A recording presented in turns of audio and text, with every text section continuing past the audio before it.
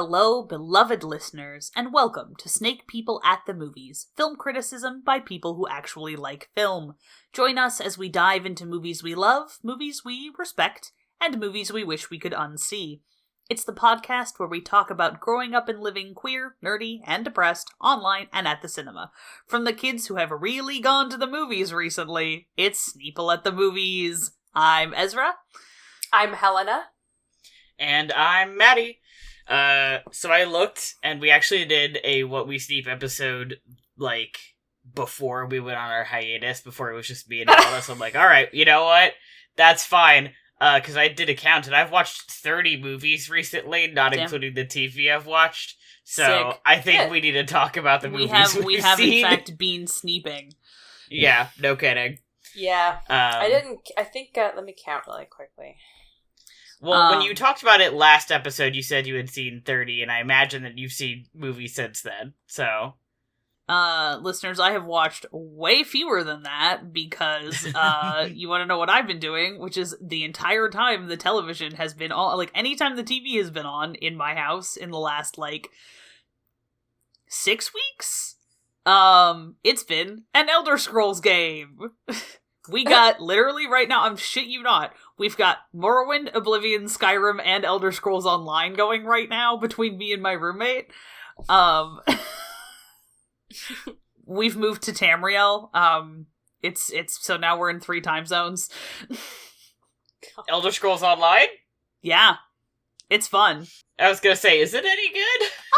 I mean, I'm having a good time. That's the important I think part. it's mostly I'm gonna be real with you. I missed RPG. I missed MMOs.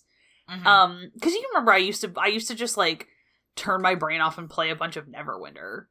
Correct. Yeah, it's kind of scratching that itch for me. I had been missing MMOs, and I didn't have time to do.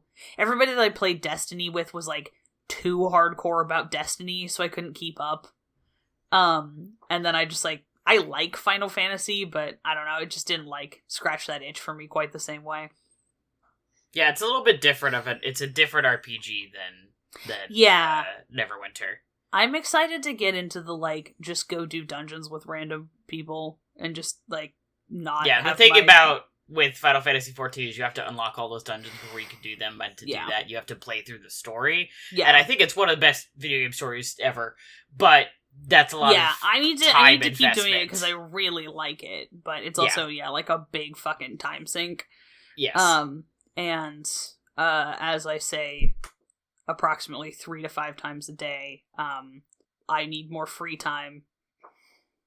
Yeah. But nobody is paying me a living wage to podcast yet, so here we are. Someday, maybe. I don't know that I'd want to do this as my job, actually. If it got paid as much as I do now, I would.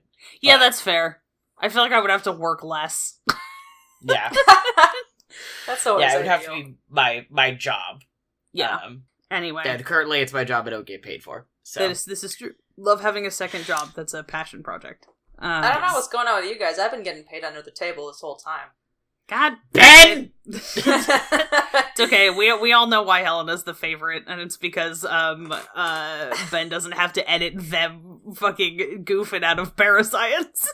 That's true. I was gonna say before you said parascience, I was like, no. Well, it's the good old oh god, we did a 2-hour parascience recording again. Whoops. Yeah, but to be fair, the last episode I was like, guys, we got to get back on track, and it was him and you, but you're my best friend. And I do love him also. He is also one of my dearest friends. But it was y'all who were distracted. I was because I was really tired, and I was like, guys, you're please, let's get back to it. So he can't yell at me. I was trying to bring it together. There's always one of us. The thing about parascience is that one of us has the brain cell and gets shouted down by the other two in chuckle fuck mode. Whereas when one of us has the brain cell, often me. Yeah, when one of us has the brain cell on Sneople, we're listening to that person speak intelligently about movies. Yeah, exactly. Or or 2 of us, and the other one is just kind of sitting there I that's don't know about Elder Scrolls. You don't go down. There's nothing. Hole. Yeah, don't worry. This place is not a place of honor. Yeah. God, where the fuck Anyway. do we start? I don't know. I've seen 33, I mean, by the way. So, you've seen I what? guess I've seen 33 movies, and then some Okay. television, obviously. Handshake meme. Yeah. Good job, team. Not Cool, too I've shabby. seen 9. Z, do you want to start? Because you've just seen so much less, and we can just get through that faster. Sure. Okay. And not I make figure fun of we you should, for like, it. go through the list and, like, I'm just gonna stop people and be like, hey, I want to hear about that. Yeah, I figured which that's is how what we we usually generally do. do it. I think that's the best way to do it. Okay, so I think I've gone back far enough, which is I rewatched Blow Dry, which I'm sure if you have listened to this show, y'all have heard me literally beg people to watch Blow Dry. Yes. Do it, it's a masterpiece. I will fully die on that hill. And watch Lair of the White Worm. Which we already talked about. Yeah, which we already talked about. Labyrinth, Jesus Christ Superstar. Went to go see the Dungeons and Dragons movie. Yep, we sure did. Also went to go see Return of the King Extended Edition. Fun fact, kids, do not sit in the second row on the side in an IMAX theater. Oh, why? Unless Is it you know what uncomfortable? you're getting into. I think my neck still hurts. Yeah, that's fair. I didn't know it was Worth an IMAX. That's cool. It was fucking so worth it. National Treasure, Phantom of the Opera, the 25th anniversary of the Royal Albert Hall, and The Great Muppet Caper. I may have seen something else in there somewhere, but I don't remember. I've almost finished the final season of Star Trek Picard. Helena, I'm sorry, we still have 2 episodes left. I did That's also fine. catch that spoiler, because why do you Oh. look white? Why do you, yeah, well, I should have seen that one coming. Which, oh, yeah. Yeah, Yeah. that one. Yeah. It's, again, I had that thought when I was watching the finale without spoilers. I was like, this isn't a very good show. Like, objectively, this is not a very good show. But No. I'm having don't care. an emotion, and I'm going to allow myself that. Yeah. I don't really typically get into a lot of, like, nostalgia-based reboots, and so I am picking and choosing which ones I allow myself to get emotional about. Obviously, this is going to be the one that's going to get me the most emotional, so I think the thing about Star Trek That's- Picard is that, what'll like, happen? yeah, it's kind of all over the place. I thought that the second season Oh. was the best one. Maybe, I don't know, maybe I just don't remember it very well. It's not good, but it's like, if No. it doesn't have to be, because that's not what it's there for. Yeah, And it's sometimes it's good. I will the say, I think plot- what it is the writing is not. The writing is really, really uneven. It's Yeah. really weird. It's like shockingly uneven. But Yeah.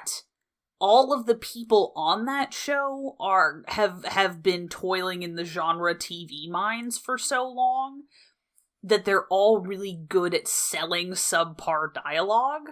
Mhm. And also they're all extremely charismatic, and I imprinted on Star Trek Next Generation at the age of like 7. Like a Yeah, baby I mean, goose. yeah. So, So what can you do? you know. Yeah, for some reason I've convinced myself that I have to wait until I finish my TNG rewatch to start watching Picard, which is not true. I've watched TNG. I Yeah, as long know as how you, like, this works. As long as you like know But- who the characters are, I very much do. There's a lot of things to love about about fucking Star Trek Picard. I don't think any of them are its like quality as a show. Yeah. Yeah. There have been some very cool things though. You know what happens in Star Trek Nemesis, right? Hey, you want to watch Star Trek Nemesis? I unironically enjoy Sure. Star Trek Nemesis. That's another movie that I saw in theaters as a young child. Where I was Incredible. like, we rewatched it the past couple of years, and I was like, it's not great. It's not the worst Star Trek. I don't think it's as bad But as it- people say it is. It does make me I cry. think this is not one of the ones that I've seen.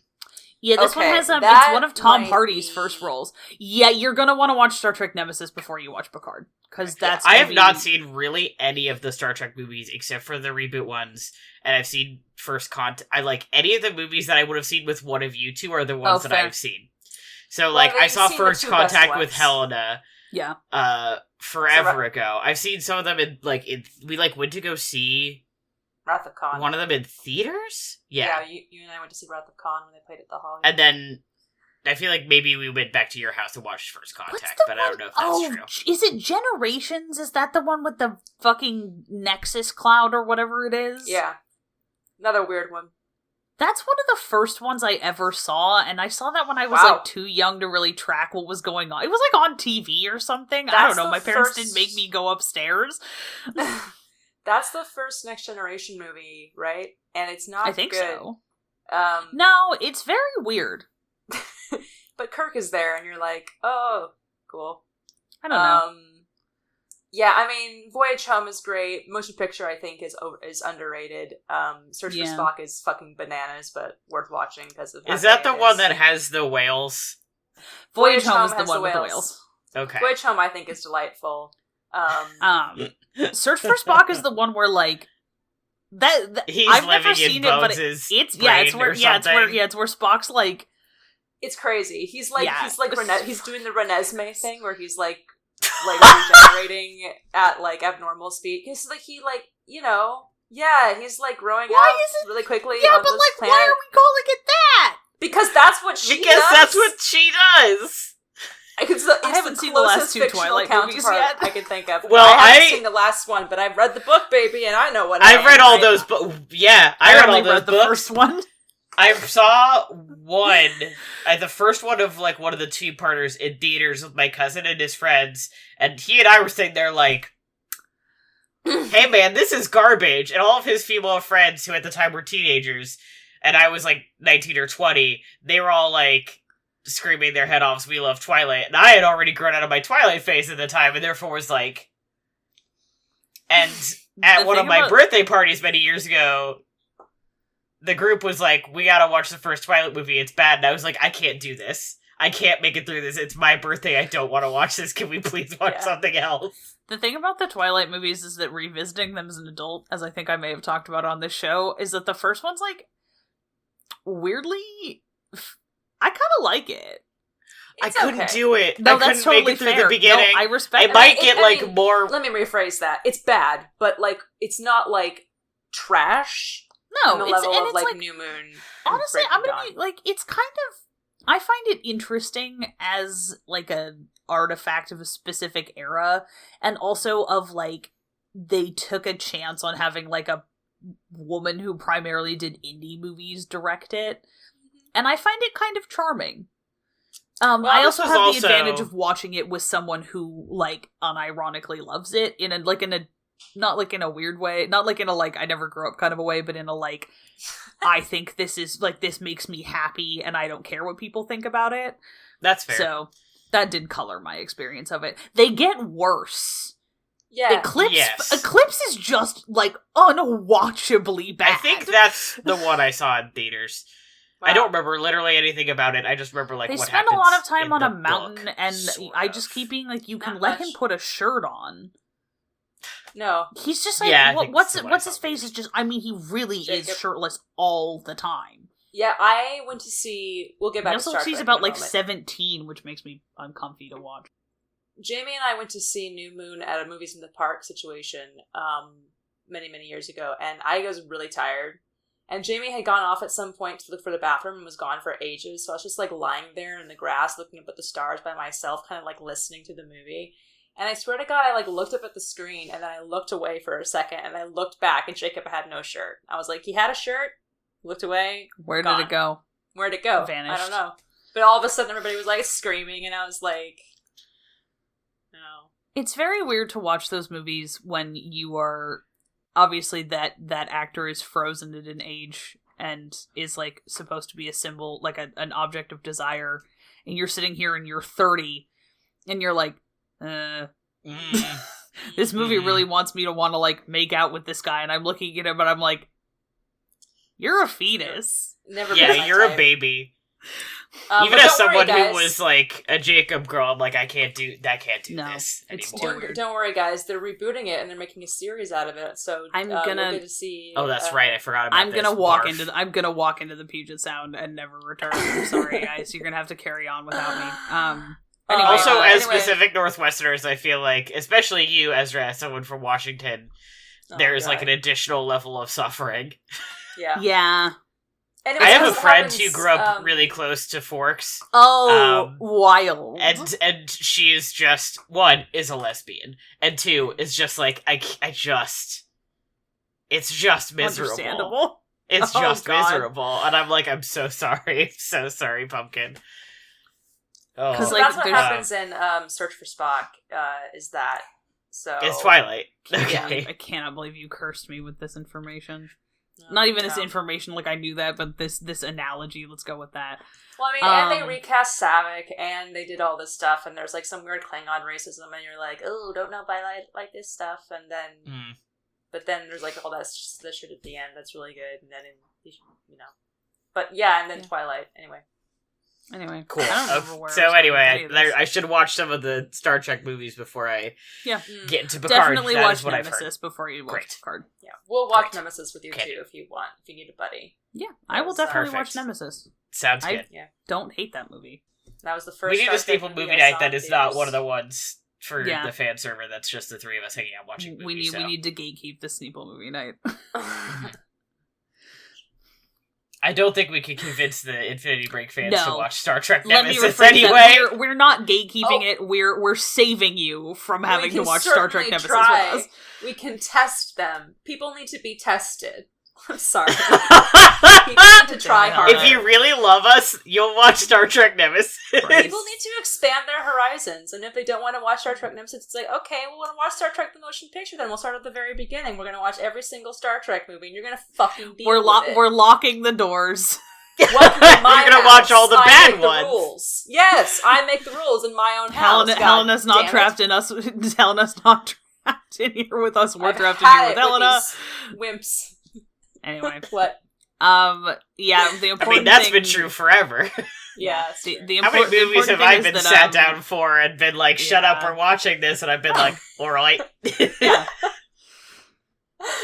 It's even if I don't end up liking it, I trust that Helena is trying to communicate something to me by making me watch it. So Yeah. There's a reason. There's always a reason. Helena, this is your love language. I know this about you. Yeah. Yeah. Like when I was over at, we'll get into this when we get into my What We Sneep, but when I was over at Maddie's and we watched one movie and then Maddie went to go make coffee and in the other room I was like already with the remote was like, do you know what other movie is really short?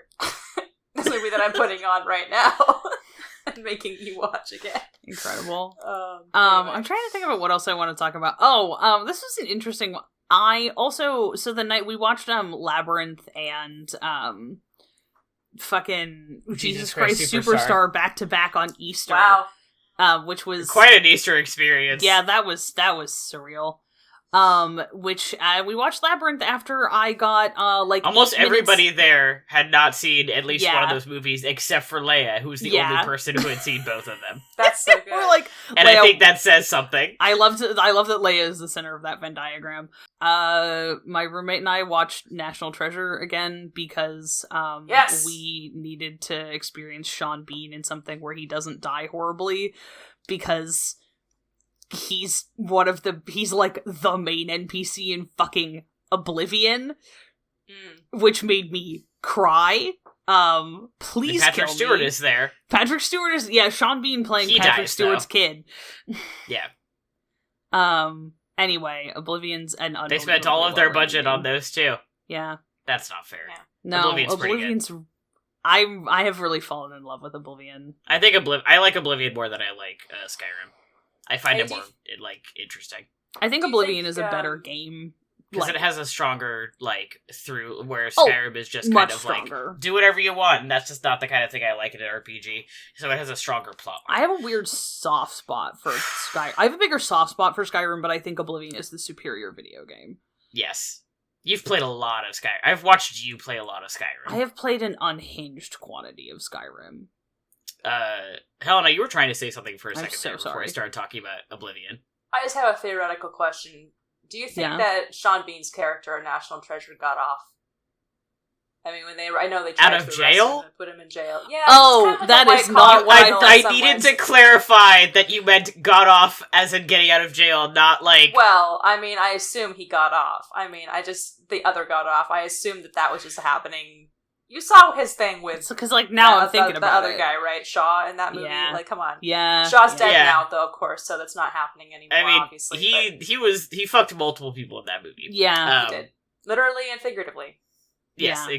including Nick Cage. So yeah, that was my question. I was like, just thinking to myself, it's like we never really see or hear. Did he anything get about out him of happening. jail? Yeah, we never see him again. I think so. He's got enough money that there's no way he got... And also, like... Everything about that is so bananas. He didn't kill anybody, no. I don't think. Well... I mean, people died, but I don't think that they, like... They didn't pin him.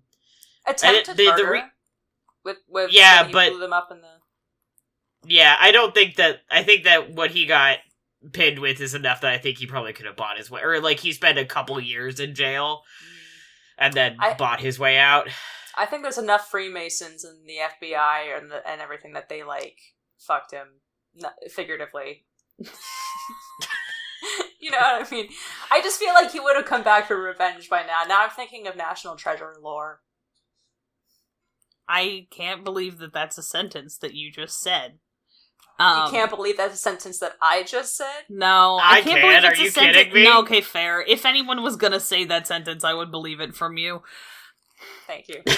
National Treasure, I think one of the funniest things about National Treasure now is how, like, at the time, the, like, cool tech stuff seemed very, like, cutting edge, and now it's very, very, like, haha.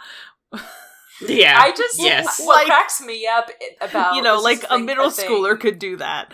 Yeah, like Riley's whole thing. The thing that cracks me up, that connecting, I think, something that happens in the show and then something in the first movie is that they do that whole scheme with the invisible ink or the whatever to get the password, which ends up being lemon juice. Thank you, which ends up being and Valley the hair Forge, and he's like, I have an anagram machine, and put the anagrams, and then there's all of these awful anagrams that make no sense, and he's reading them off, and it's like the most anti. Oh, you're talking about when he's trying to, in the actual museum. When she's trying to get her password. Where they've discovered what keys that she typed. And he's like, and all these anagrams, and Nick Cage is like, it's none of those stupid things that you're saying, it's Valley Forge. And then I think in the second movie, in the show, they like, meet Riley again. He's like, oh, it's anagrams. I'm really good with anagrams. I was like, no, you're not. You're not good with anagrams. You're very, very bad at anagrams. That must have been in the TV show.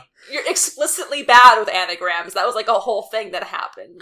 So there was a whole joke there. Yeah. We got to that scene and I just like looked at Kaya and I was like, wow, password complexity standards. It's really fun to watch just one of the Lord of the Rings movies, like, not when you are making an entire day out of it. I hadn't done that in a really long time. Yeah. They stand alone so well. They do. Also. They just really do stand alone incredibly well. It is really hard to watch all of Return of the King without a break to pee at the disc break. Yeah. I watched Return of the King in theaters many years ago. Because I watched Fellowship and Two Towers, and I thought I was going to watch all three in a row, but I, like, bought my tickets weird.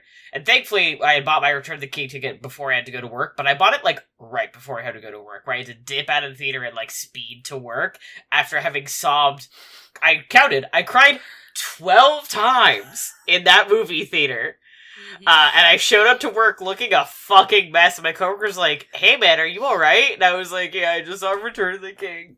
And they were like, okay, fair enough. Are you alright? Whatever you say, nerd. I don't want to brag, but my record for Return of the King is 16. Fair. Different times. Fair. But seeing it in a theater seeing it on a big screen, like, makes a difference. It does. Yeah. And I saw Return of the King when it came out, but not this was the extended. Yeah, and this was like, there were a ton of people there, and people were like cheering and everything, you know. It was just like, I was like, oh, man, I love the movies, and also like, I love nerds. Also, the fun thing about me watching Return of the King this time is that even more things made me cry, because my whole brain is the Silmarillion right now. Like, I cried when the Eagles showed up. It didn't have anything to do with what was happening in the movie. That was a Silmarillion thing. Yep. I will see myself out. And I love that for you. And I love that for us. I need more people to read the Silmarillion because Ben's the only one and I can't talk to him about Silmarillion shipping.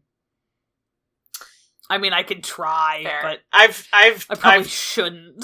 Someday I will, I promise. It's just every time I try, I'm like, oh, this is so dense. As someone who's read a lot of, like, really, as someone who, like, has read the Odyssey more than once, like, has read, like, classics that are dense. Different dense. It's different. And I'm just like, yeah. It's not in verse. Not verse, just not. No. It's poetic it's form. different. It's a whole bastard. yeah. Anyway, I don't know. Did we talk about the D&D movie? I feel like we talked about the I D&D don't think movie. we did. Did we not We talk didn't. about the D&D movie? Because I didn't see No. it. I also want Who to did I talk talk briefly about about... the D&D movie with.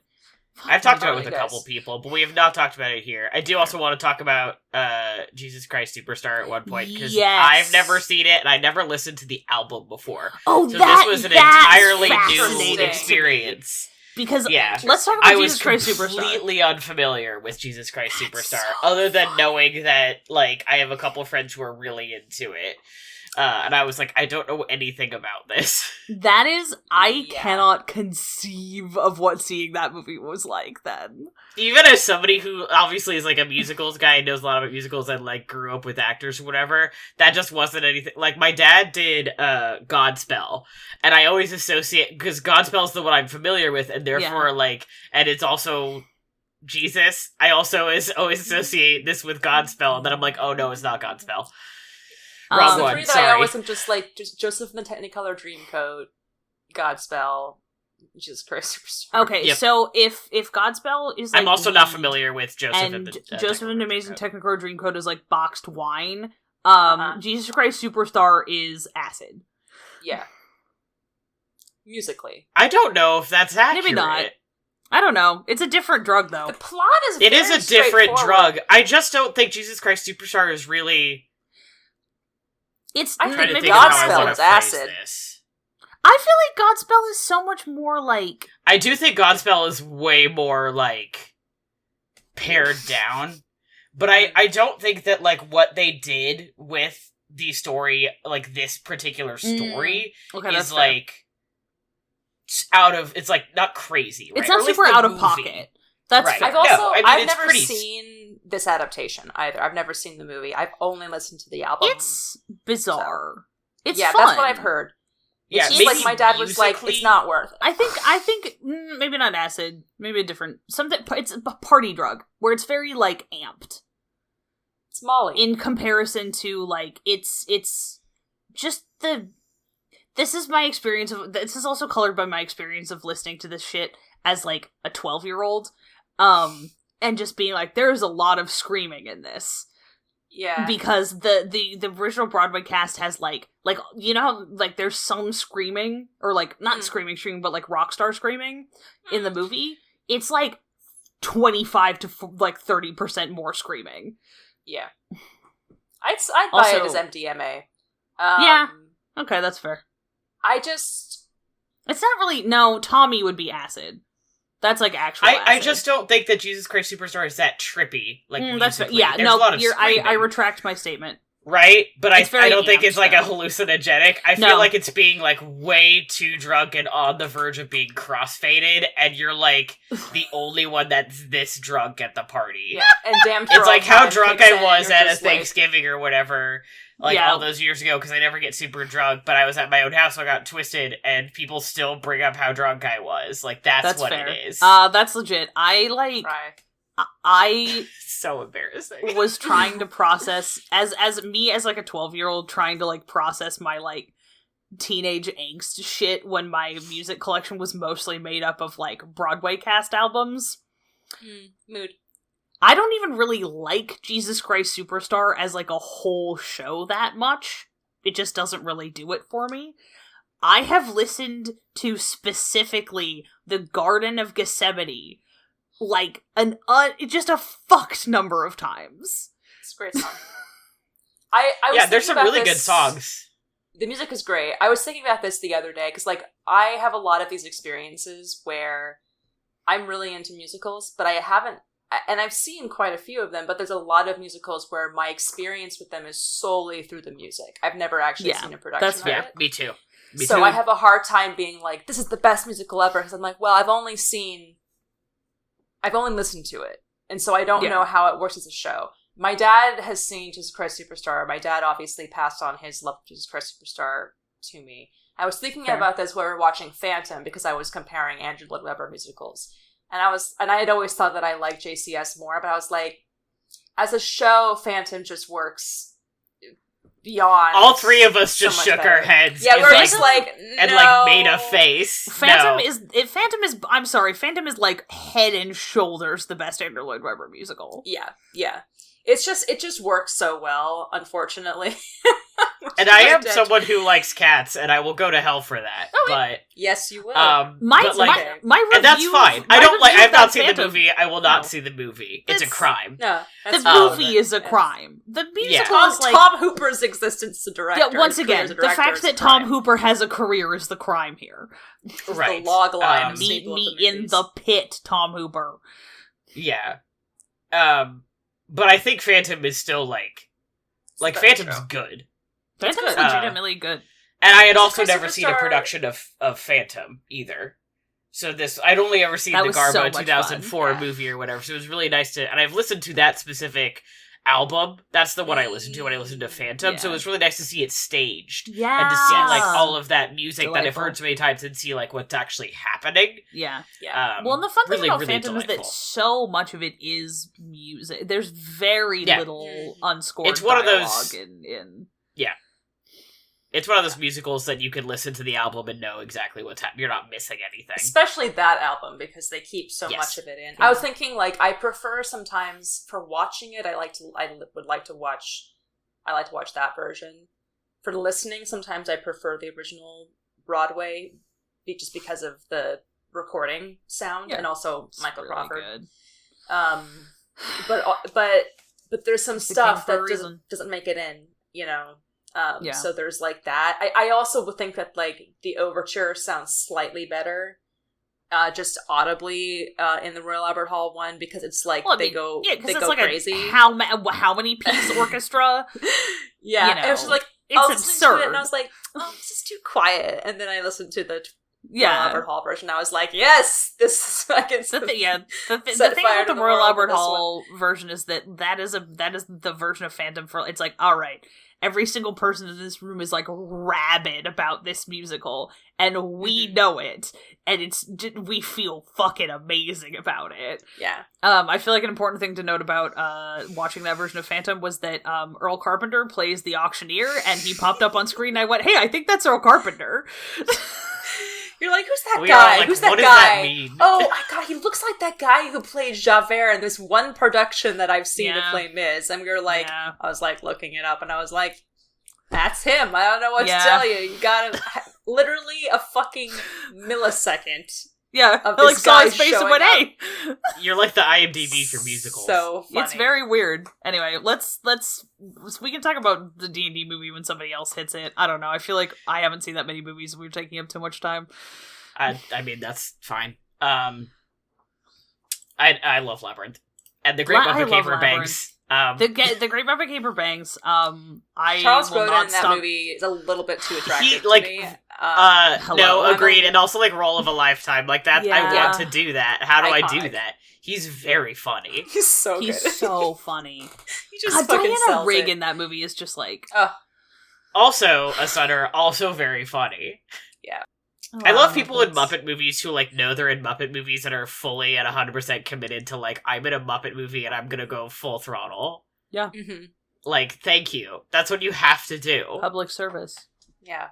But they told Charles Grodin, you're doing, like, your one thing, besides this other thing that you're doing in this movie, is that you have to fall in love with Miss Piggy. And it's like, okay. Got it. Easy. Got it. I mean, I'm just gonna sell it. I mean, let's believe it. How do you not fall in love with Miss Piggy? I understand. Yeah. Yeah. The like when he sees her and he says something about her. He says like a one-line thing, and I was like, "Oh, he's in love with her." Yeah. That's hilarious. I also am so obsessed with his three weed smoking girlfriends. Yes, the models who steal the diamonds with him. The like cat color model trio. Yeah. So funny. Who are all so stunning also. Yeah, you're just like... And they don't have a lot to say, but like you know exactly what their bit is too. They're also doing a great job. Everybody in that movie is really just pulling out all of the stops. Yeah. We were going to watch Lair of the White Worm for the Sneople movie night last night, and then we got half an hour in and no one else showed up, and we were like, what if we just watched The Muppets? So we watched... That's why we watched that instead. And I love, obviously, Lair of the White Worm, because we did a whole episode about it, but I'm like... God, I love the Muppets. Muppets good. That's good. We also Alright. watched the Vincent Price Muppets episode, which, Yes. King. Love him. Iconic. Yeah. God, he's so good. Absolutely. Alright, so somebody else take the floor who's seen less garbage than I have. How do you want to go? Or you want me to go? Because I've seen slightly less than you, so we can do going up or whatever you want to do. You can go. All right. Okay, so I have seen, I watched, I don't know if there's been a remake of this, but I feel like in my gut there has been. I watched Escape from New York. I watched the 98 Parent Trap. I watched Ice Princess, which is a 2005 Disney movie. I really had a Disney live kid action face. or Live action. Live action. Michelle Oh, okay. Trachtenberg, I believe. Yes. Yep. Oh, Yes. I have not heard of this one. It's I'll have to look it about up. it's odd. It's one of the only like Disney like girl teen movies on Disney Plus. She gets into ice skating. And I love ice skating. Yay. I watched The Princess Diaries. I just had a phase where I was like, I'm just gonna watch like all the like girl movies they have on Disney Plus. I rewatched You've Got Mail, which I hadn't seen in a really long time. I watched the 2005 Pride and Prejudice. I watched the Ghibli movie The Wind Rises, which I did cry over, and also I love planes. I've never seen that one. I'd really like to. It's really It's good. nice. Yeah, I didn't realize, I thought that this was the case, but I didn't realize that it was actually like a historical retelling of somebody's life. Oh, I didn't which know I'm that. sure it was not like fully accurate, but like yeah. was really Inspired sweet by. and really charming. Romantic interpretation. Can I Yeah. pause you for a second? Can Yes. we... Okay, am I making shit up, or is You've Got Mail adapted from the same source material as She Loves Me? Yes, Is that also correct. Shop Around the Corner? Okay, thank Correct. you. Yep. Because, fun fact, I've never seen You've Got Mail. You got I Mail's really good. like it. Yeah. No, I'm sure. It's not I'm as good sure as I Shop will Around love the it Corner because for me personally, but fair. But Shop Around the Because Corner I is am a not masterpiece. I don't know anything about that. I have not seen it. Shop I- Around the Corner is Jimmy Stewart instead of Tom Hanks, so it's a little bit slightly. So like, there's a little no bit way for it can't me. win. Yeah, You know, You've Got Mail. I feel like is one of the movies I watched with my mom when I was a kid, so that's like the connection I have. It's good. Parker Posey's in it too, which is like Oh, I love Parker Posey. you can nothing can go wrong. Yeah. Yeah. Anyway, thank you. And there's something very charming about them, like I don't know you, but we're like in real life we have beef, but I feel like I we're use like the falling like in love over email. the like typing the like really dramatic like typing like send gif The GIF, like yeah. that is like the number Tom of times Hanks. that I'm trying to like communicate that to people and I know that they don't know what I'm talking about and I'm just like Yeah. Yes. Please. But I also love, I don't know if, I think I watched that one by myself, but I was thinking at the time that I missed the era of romantic comedies where guys like Tom Hanks could play the male lead. Mm-hmm. And that's just not true anymore. Tom Hanks, a handsome man who like looks like a Also normal looks like a human dude. man. Yeah, Yeah. Stop growing them in vats. I know. They And all I- look. I can't tell them apart. No. And he's charming, he's funny, I like him. I watched Scream 2022, which I think is Scream 5. It's so stupid they don't call it Scream 5. I know, and I complained to Helena about the movie overall. That's not my only complaint about that movie. Anyway. Anyway, and then I double featured it with Saw 3, and I was like, now this is a horror movie. It was mid. The Saw movies get worse as they go. If you want to watch a Saw movie, just watch Saw 1. Yeah. And it's also like not as gory or gross as any of the other ones, as I think it is just like it's scary, right? But it's more of like the thriller scary, and someone loses a foot at one point, but you can know when it's coming and you can look away and not have to watch it. That's like the goriest thing that happens. And I'm watching them as like someone in this friend group has to watch Saw, and it's gonna be me. No one does, but I've made that commitment, and I just keep watching them. I'm like, God, these are just getting worse as they go along. Oh well. Anyway, I rewatched The Princess Bride because sometimes you just really have to do that. Yeah. Saw John Wick 4 in theaters. I did cry at the end. I love John Wick. I love the John Wick movies. They're good. I haven't seen that yet, and I Neither want have I. to. 4? Ooh, I should see if it's still in theaters. I think I it mean, still is. probably. That would not surprise me. Well, I want to see It was a pretty big Renfield. release. Pardon? I want to see Renfield. I do want to see Renfield. I'm waiting to see I think either this movie's gonna be, like, very fun or it's gonna be, like, real bad, and I'm like, I don't know. I have a feeling, I'm hoping for and goofy. I'm sad. I'm hoping, like, goofy but fun. I don't think it's gonna be good, but I'm hoping, like, fun. So we'll see. Lair of the White Worm, obviously we talked about. I watched Pitch Black again because we did that for a Sneople movie night. I can't watch that movie for a while because I've watched it too many times recently. I'm like, I've seen this movie. I like this movie and I've seen it too much. Watched The Social Network with Helena and Leia. I love you guys so much. I'm so glad I never had a Social Network phase. This is my sin. This is one of my many sins. I'm still in my Social curse. Network phase, apparently. I was watching that and I was like, oh yeah. Like, yeah, I was like, I think my review was like, why am I having emotions about the Facebook movie? Because it's emotional. It is. There's a video that you and I watched, Helena, that you showed me, and I think I shared it with the group chat. That's the Social Network 10 years later. Mm-hmm. That I was like, this is really interesting, and this is, like, I think an interesting review of the movie. Because it's like embarrassing to, like, the Social Network, and I'm like, no, actually, I think this movie is, like, good. It's good. I think worth discussing as a movie. No, but, like, it was embarrassing to like the Social Network online for a while there, because, like, the fandom was nuts, and it was about the Facebook movie, and I'm like, you know what, no, I'm coming back around to being like, I think the Social Network is a good movie, and I'm not going to be ashamed for liking it. We've all enjoyed things that had absolutely bug nuts fandoms. True. Yes. Many things. Sometimes you just have to accept that that's outside of your control. Yep. It is kind of crazy how, like, every single second of that movie has been gift. Like, every single It's like second. supernatural. Yeah. I was watching it and I was like, I remember seeing this. Like, it's been years since I've seen it. And it's like, wow, every single second, huh? It's crazy. Like, I really have, it's at one point or another in the intervening years, I have seen every frame of this movie on my Tumblr dash. Yeah. Also, how, like, so much of that movie is quotable. Baby. Yeah. Happy 13 years to the Social Network, old enough to have its bar mitzvah. Yay! Fuck me. Anyway, time marches on. That's right. What we're celebrating, actually. I still think it should have beat King's Speech for Best Picture. I can't remember what else was agree. that year. Literally anything should have beat King's Speech for Best Picture. Yeah, I saw that in theaters. I still don't remember anything about that movie.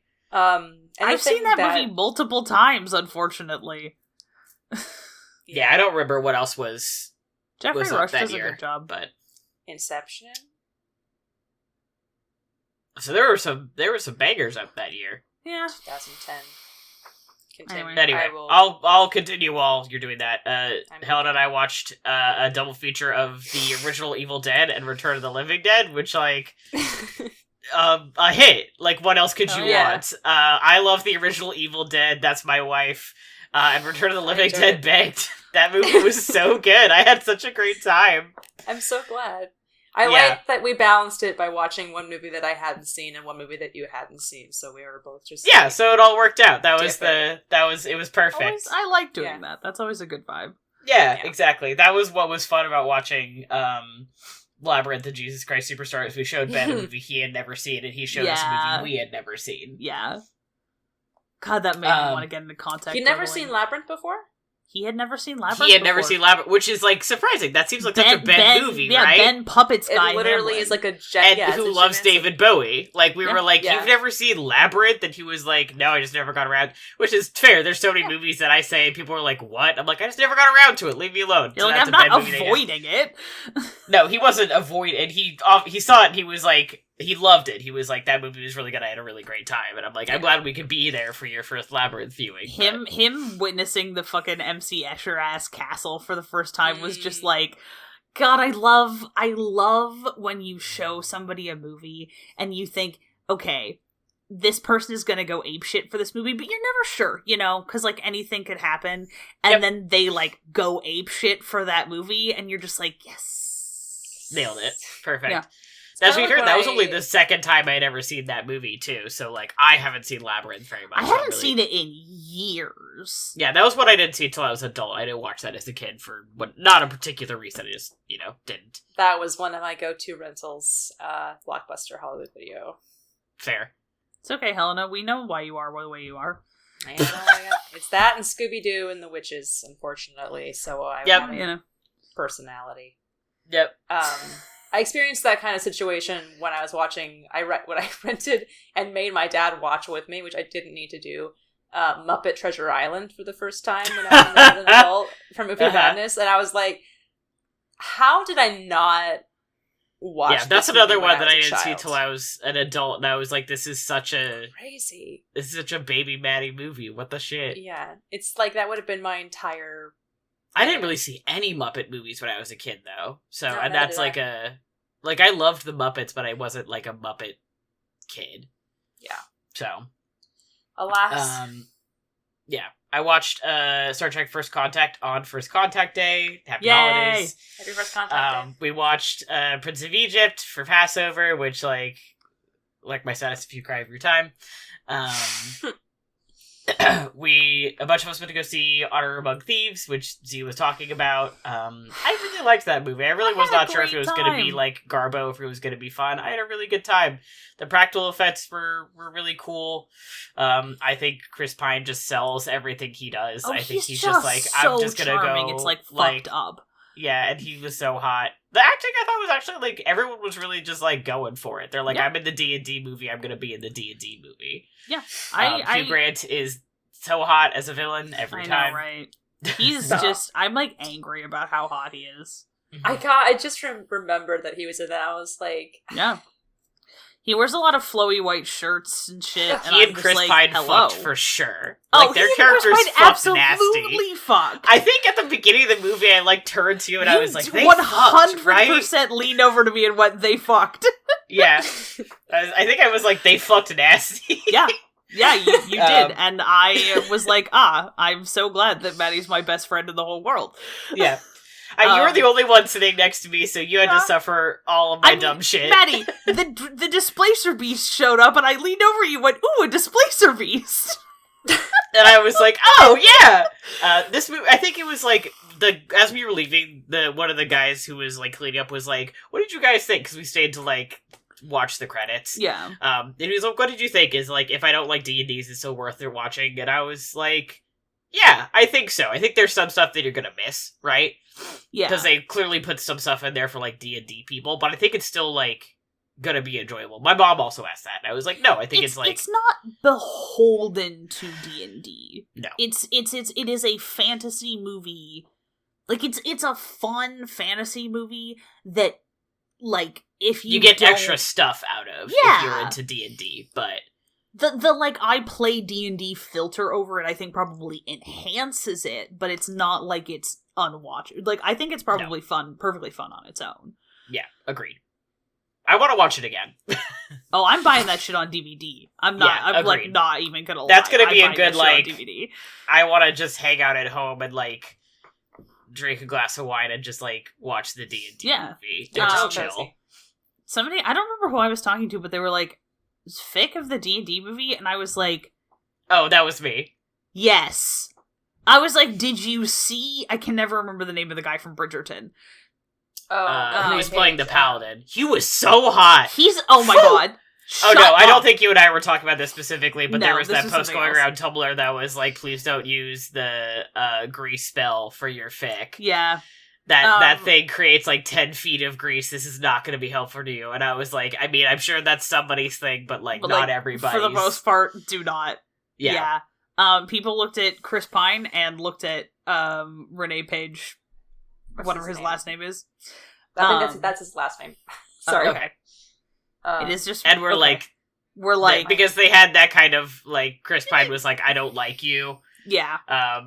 You're too much of a fucking capital LG God, lawful wrong. good paladin. Roger Jean Page. Sorry. Oh, okay. Yeah. My bad. And he was like, but I think you can be saved. And everyone was like, People pointed at the two of them and went, what if they fucked? And I'm like, fair enough. Yeah, alright. Once again, follow your fucking bliss. I don't care. Yeah. Just, I don't think I want to read fic of this movie, but just like, I no, understand that is some not people how do. the grease spell works. Yeah. No. No. I'm telling the story. I don't even care. So the thing about grease is that if many spells in D&D, if you use a higher level spell slot, they like become more powerful. This is not the case for the grease spell. Tragically, I played in a game. Oh, for a no, while. 30 feet of grease? No. This was the like wildest shit, like just like the weirdest DM I ever had. This guy I used to know when I used to play at the like local game store. He was famous for just being, like, very much, like, balls to the wall rule of cool. Like, I don't care about the rules, whatever I think is funny is what happens in this.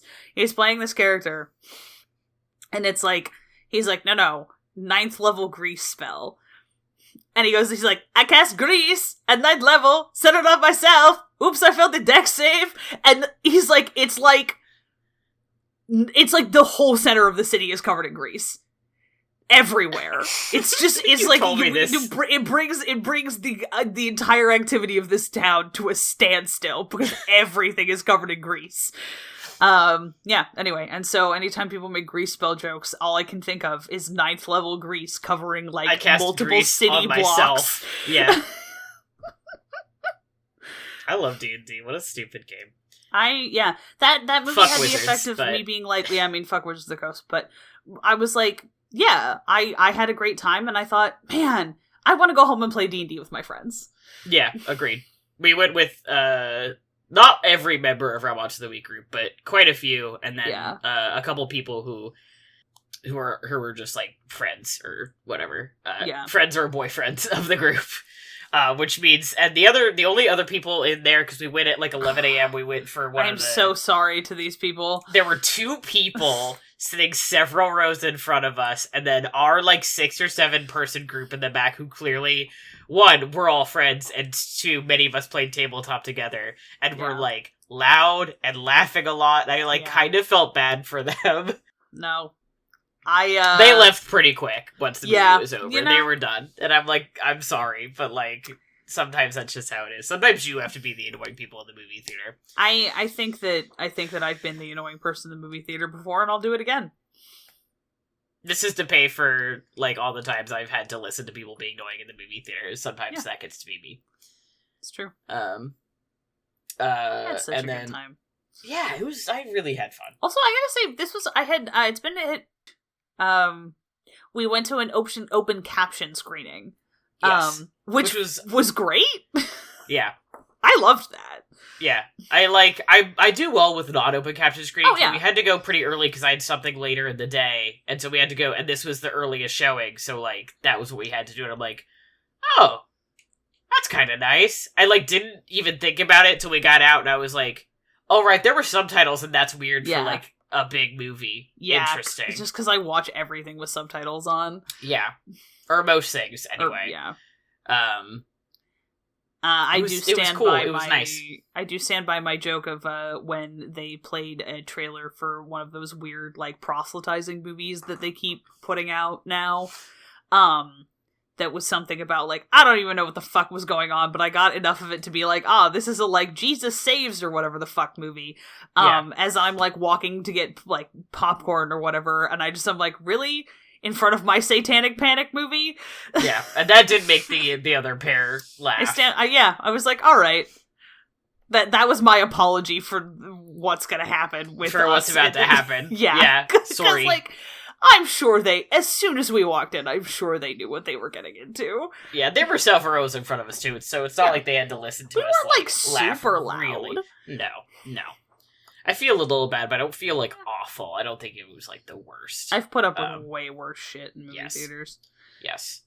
As long as your phones are away, yeah, alright.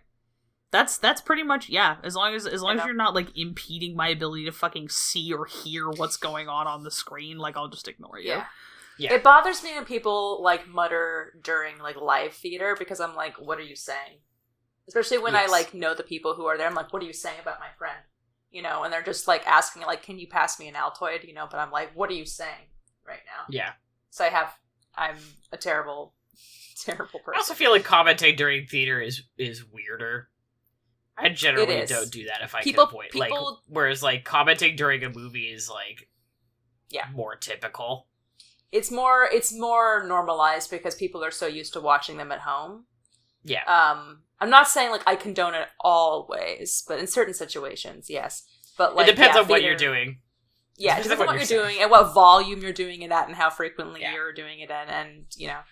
But and also like the vibe in the theater, because sometimes like I went to see a bunch of like older movies in a theater recently, and that's a situation where like everybody is in that together and like enjoying that experience together. Or like when you go see like Star Wars, like a new Star Wars movie, that tends to have more of a like we're all in this like watching new like big cultural phenomenon movie together. Or we went to go see Knives Out. Everybody's fun. Like when everybody's really feeling it. Yeah. It's a read the room thing sometimes. Yeah, like Leia and I went to go see Evil Dead 2 and Army of Darkness in theaters. That's one of the things we saw. We saw like a double feature of that. That's fun. And that was definitely one of the things where like everybody was in that together. Like that was a like when Ash puts on his like chainsaw hand and says groovy, everybody started cheering and clapping. Yeah. That was like that's just kind of what it was. That was at the Hollywood? No, it was at Cinemagic. Oh, Cinemagic. Okay, cool. Yeah, they did like all the Evil Dead movies. Like over the span of like a long weekend or something. They showed them all several times. Right. Including the newest one, I think, which I am not going to see. Thank you, though. Let's see. Labyrinth, Jesus Christ Superstar, and then Evil Dead 2 and Army of Darkness, which I love the original Evil Dead. I liked Evil Dead 2 a lot. I thought it was really fun. I thought Army of Darkness was like fine.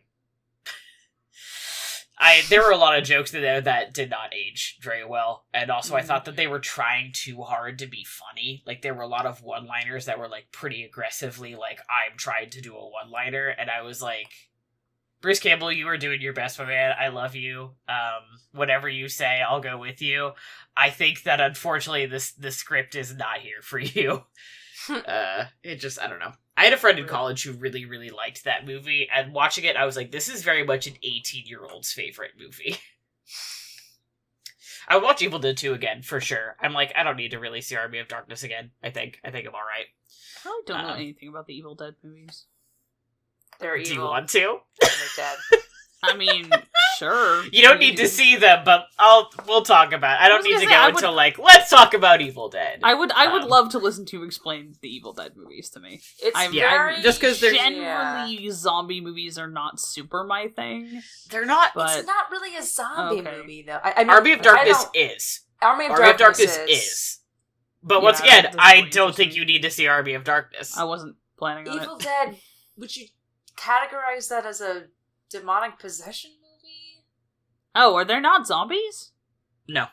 No. Just an Army of Darkness. Oh, I thought that the Evil Dead was zombie. Okay, like I said, I know absolutely dick all about the Evil Dead movies. Okay. Yeah, I would say they're more of a demonic possession thing.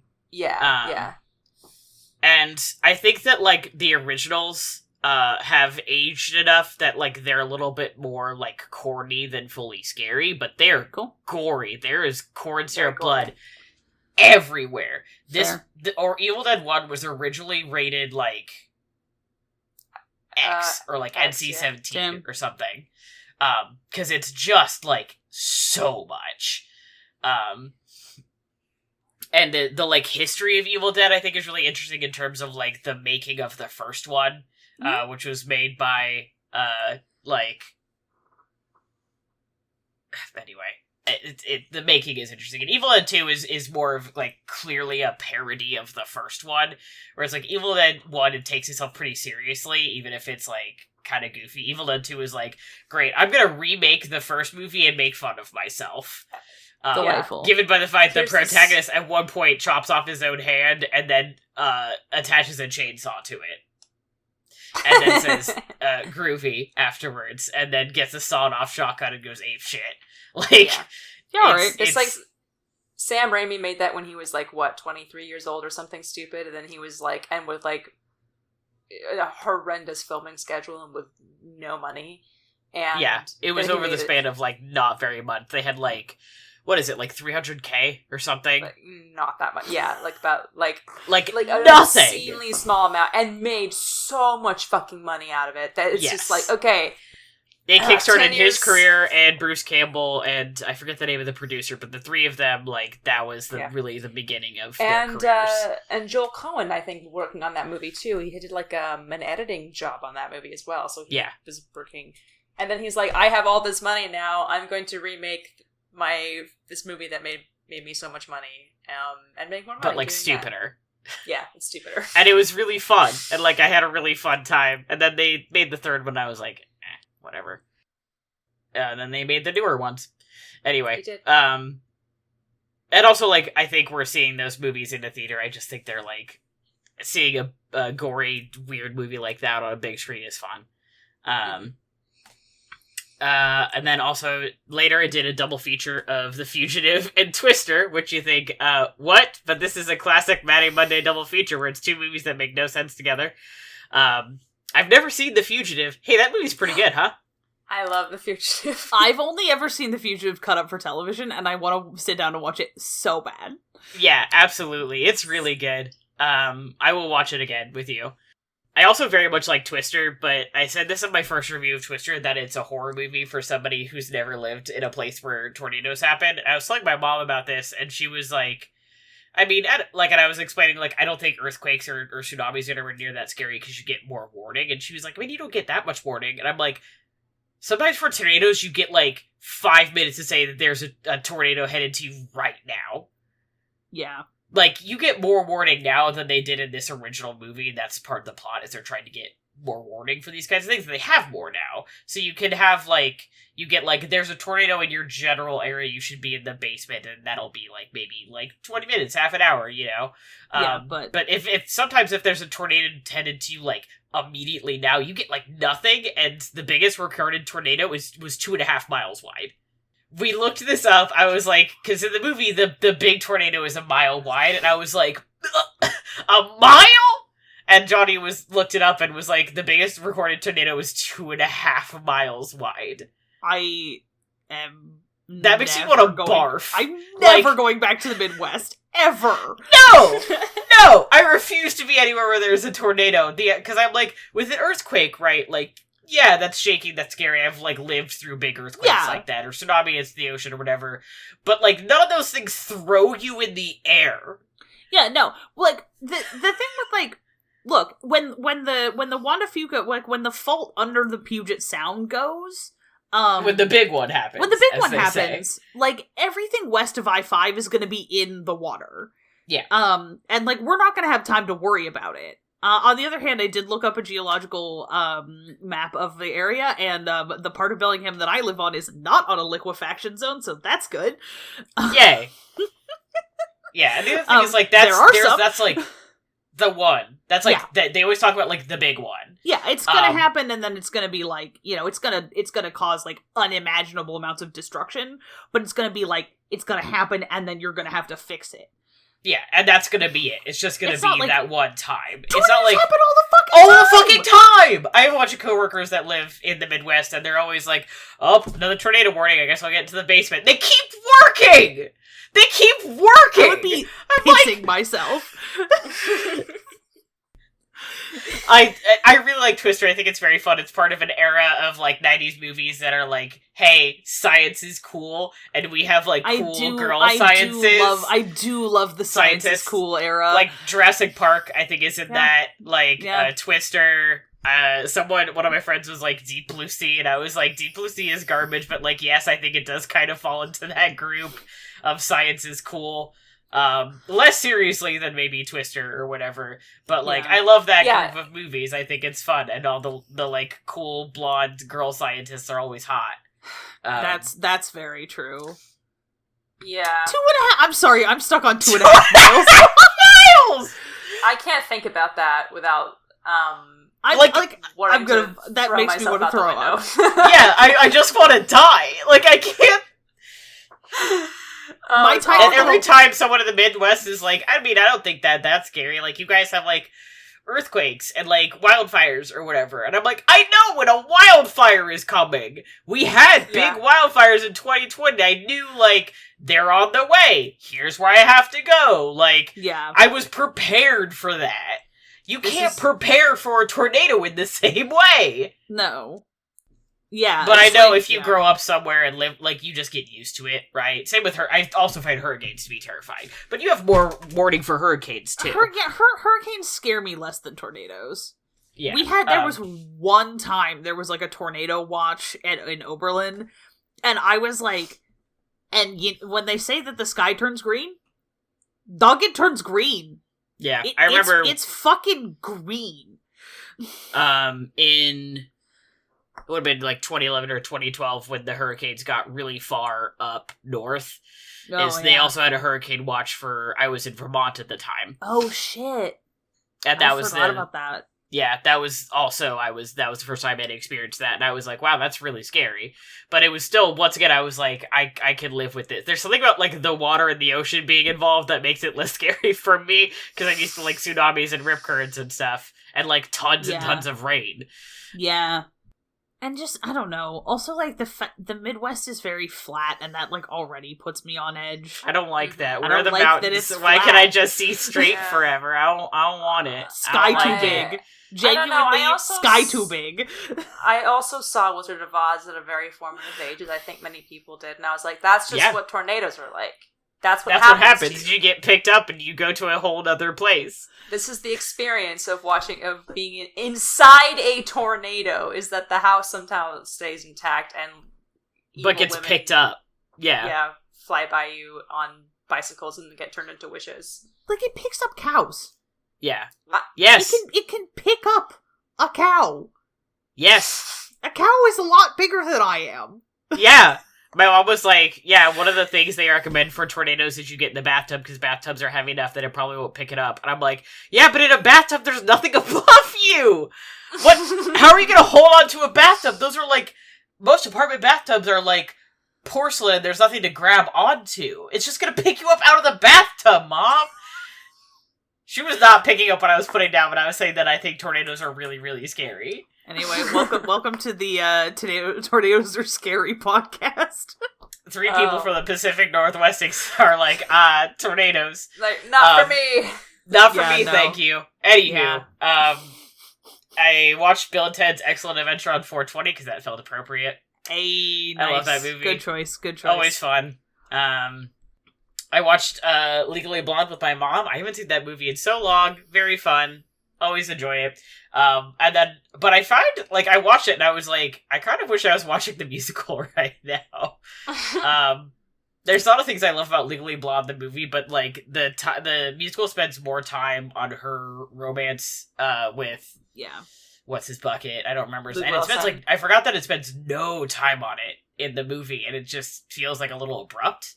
That's the one thing that I'm like, Christian Borle is way more charming. Yeah. The only downside of the musical is that they didn't get... I'm like, Victor Garber, known Broadway performer, Victor Garber. You couldn't get him for the fucking law profession. Guys, come on. The role that he played. There. There's no justice in this world. So anyway, I will carefully pack my crush on Victor Garber back into its Velvet Line box. Pass through TSA security and be like, sorry about this. It sets off all the alarms. It's just so hot. Yeah. They're like, what is that? And I'm like, oh, you mean my suitcase full of crushes on old men? Yeah, don't worry about it. None of your concern. Ask me no questions. You want me to unpack all of this? How long do you have? You want me to hold up the line? You can slip me through. Anyway, I need to watch the Legally Blonde musical again. Yep. We watched Phantom, as previously discussed. I have never seen any production of Phantom, and that was really great. I really had a good time. I need to get, like, a copy of that. Yeah. Yes. I rewatched The Taking of Pelham 123 on a big screen. That I did see at the Hollywood. I love that movie. Sick. It was in 35mm, which is, like, tasty. I love watching an older movie in its original form. I love how crunchy it looks. The guy who's doing the intro said something along the lines of, like, this is one of the most New York movies ever made, and I'm like, you are so right, my friend. This movie is so incredibly New York, and I love that. So good. Apparently they did a remake of that movie, and I'm like, what's the point? Why would you? I've heard it's pretty good. I think they'll really just remake anything. They will. This is true. Yeah. I hate capitalism. As stated, I watched Great Muppet Caper. And then TV-wise, I've seen some, but I can't remember what it is. So, like, the stuff that I have watched, I've continued my TNG rewatch. I've started watching Columbo again. I watched the first couple episodes of Mando Season 3, and have not continued watching it. I've heard some mixed stuff about it. I'll finish it. But, like, some people have been like, it's not very good. And I'm like, ruh-roh. Alas. I finally finished Book of Boba Fett, and I was like, yeah, this was mid. And then I watched a couple episodes of Supernatural. Yay! Mm-hmm. And then games-wise, I replayed the RE4 remake and replayed Jedi Fallen Order because the new one's coming out tomorrow. But because I got it from GameStop, it's going to be coming, like, next week or whatever. I can't believe that a person who knows absolutely fucking nothing about the Resident Evil movies, watched you play, like, 45 minutes of Resident Evil, and it was exactly the correct amount of Resident Evil 4 to get really emo about your buddy. Yeah, Luis! Justice for Luis! I love my boy Leon Kennedy. I love RE4. So good. The remake was so good. And I love Luis. I'm so sad that he is dead. I had a really good time watching you play that. Like, I don't really know anything about Resident Evil, but I like watching. I like that you like Resident Evil.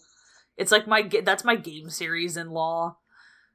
Yeah, I have It's played like that and Fire Emblem are my game series in law. I want to play Fire Emblem though. Yeah, like I kind of want to. Do you have to have a Switch to play Three Houses? That's the only series it is on, but I'm sure that there are. I'm like, yeah, I might get a Switch someday. I don't know. I just think the story of Three Houses sounds really good. So. Yes. God, there's so much... That is, like, the most story in any Fire Emblem game ever. My brother just got a Switch because he's been playing Pokemon with my nephew. And he was like, if I want to play Fire Emblem, should I play Three Houses or should I play the most recent one? I'm like, well, do you want more of the gameplay or more of the story? And he was like, what would you pick? And I'm like, I want more of the gameplay because I want to play anime chess. So I'd pick the most recent one. But if you want the story... There's 3 separate storylines, like, full-length storylines in that game. It's a lot of There's a lot of fucking story. Yeah, and most of the game is just doing, like, the story stuff. And I want to play anime chess, so I like that game, but... Anyway, that's me. Whew! Helena? Yeah, what's up? Let's fucking go. What do you got? Oh, boy. Talk fast. Oh, I also realized I watched a few episodes of Succession. I'm trying to make my way through it. Yes. It triggers my second-hand embarrassment so bad, so it's really hard for me to watch. I am never watching Succession. I know, I'm trying. At GIFs of Succession sometimes. It's so funny to me, because I don't experience that while watching this show, and because I only experience that during, like, bad, like, stand-up and like interviews and stuff, so I don't experience it in fictional stuff. And I don't experience it in all fictional stuff. But like it's okay. Like I will watch it for you. Don't worry. Godspeed. I love that you love I don't know. Yeah. I mean, it's a good show. I can tell it's a good show, but like for some reason, I watched like 3 episodes in a row, and that's kind of a lot. It bugged me out for like 2 days. Yeah, that's kind of a lot to watch in a row. It's not really a show that I feel that I can binge. By any means. That might be 2. like watch 1 at a time. Yeah, because even I tried doing that because I've also segueing into mine. I have been watching the recent season of Succession. Thank you, Matty. And there was the really infamous episode a couple of weeks ago now that everyone was like, "What the fuck did they just do?" And it was so good that I was like, oh, I want to rewatch another episode. And then I tried and I was like, wow, I can't, this is a lot to deal with right now when I have like so many other things going on in my brain. So I have learned that about myself, is that I can kind of handle about 1.5 episodes at a time. I do love it. I think it's great. I think that it's going to be really hard this Emmy season for people to pick sides. The Emmys drive me crazy because they pick like their favorite baby for drama and comedy, and then they never ever stray from their favorites until the show is over. However, I am grateful that they have picked one of my shows as their drama baby, so they always nominate it for like 50 awards or something, and then but Kieran Culkin is killing it this season, so he's I'm hoping So for good good. things. I also rewatched the entirety of Slings and Arrows with my parents. I've never seen Slings and Arrows, actually. Someday. Well, now I own the complete series on DVD now because Helena talking about Slings and Arrows reminded me how much I love Slings and Arrows. Yeah. It's of all time. It's a great show. That was the thing, I know we talked about this last episode, but like watching that and then trying to watch not real shows, which is what I think of when I think of like most current streaming shows on like Netflix that are just not real. They're not real television. After watching a real show for adults and then trying to watch a show for babies, basically, I was like, I can't do this. It's so good and like makes me cry, and then it made me like watching the third season made me want to go back and read King Lear, which I did. Which I was doing when I was on the plane back to Portland, and I put the menu on to watch as like to take a break from reading and watch a movie instead. And then I didn't think the menu was that great, so then I was kind of trying to get back to reading King Lear while I was also watching the menu because I was kind of like bored by the menu. So sorry to the menu. Thank you to King Lear for being very good. I continued my DS9 TNG rewatch, and then I watched Night of the Burning Pestle twice, live at the Red Bull Theater, the Lucille Lortel Theater in the West Village, because that is the show that Fiasco Theater is putting on right now that I recently participated in the conservatory with. It was great. I saw The Invited Dress, and that was really fun. And then I saw last night, I went to go see their last preview. Oh, cool. And it was Nice. amazing. Nice. So I love seeing live theater. Yeah, agreed. I miss Makes me it. feel so good. And then movie-wise, we've talked about some of these already. I have watched Daughters of Darkness, which is a French vampire movie from the 70s. That was part of my Decades project, Lesbian. Okay. Love that. Very, very moody, very French, very, like, but good. I'm still thinking about it fondly. I've been really taking to heart something that somebody said a while ago where, like, I'll know how I felt about a movie if I'm still thinking about it, like, days and weeks after I saw it. And so whenever I think about Daughters of Darkness, I'm like, oh, yeah, that was a movie. Positive, affectionate. Yeah. I rewatched The Grand Budapest Hotel, which I hadn't seen since it came out, and I liked it much more now than I did when I saw it. When I saw it, I guess I was in a Wes Anderson burnout phase, and I didn't like it, and now I'm like, it's great. Yeah, I have also not seen it since it came out, and I was like, this is alright, but I don't know if I personally like it. I think I should watch it again. I liked it a lot. I would recommend it. It's just firing on so many cylinders. Like, all of his things that work best are just, like, full tilt in that movie. And Ray Fiennes, I mean, it's just incredible. Yeah. I love him so much. Yeah, it's kind of a fucking crime that he didn't win Best Actor that year, but we're not going to talk about that. Whatever. I watched We're All Going to the World's Fair, which is one of the new horror movies that people were talking about. What did you think? It's not for me. I don't. I heard it was Googling very this, scary. I don't know what this is. Yeah, I didn't think it was that scary. I can see it was more like unsettling for me, and it was slow, and I definitely see like what it was trying to say. I think it was really interesting. It was just a little bit not quite on my wavelength, but I think it's worth checking out if people are interested. Definitely. Okay. I also watched Hit the Road, which is the I'm gonna forget because it's not his father. I'm gonna confuse them. He's an Iranian filmmaker. They both released movies this year, father and son. So happy for them. Panah Panahi. It's like a road trip, not comedy, but like road trip dramedy Iranian film that came out this year. I watched that on Canopy. That was very enjoyable. 101 Dalmatians. I was having a really bad couple of days, and I rewatched 101 Dalmatians, A Bug's Life, and the 1950s Cinderella. I don't know what to say about that, except I cried during A Bug's Life at one point, and I was like, this is not good. So I'm gonna just take stock of my mood here, try to put it in my journal. Then I watched Black Sabbath, which is a 1960s horror movie by Mario Bava, which was good, like an anthology movie. Boris Karloff is there. Everybody is speaking English, but then dubbed in Italian, and then subtitled in English. So it's kind of confusing. And then, and that's when I watched the entire Scream series in 3 days after that. I watched the first 2 on one day, and then 3 and 4 on another, and then 5 and 6. I watched 5 the same day because we all went to go. A bunch of us went to go see the 6th one in theater. So I was like, I'll watch the 5th one today and be very prepared for it.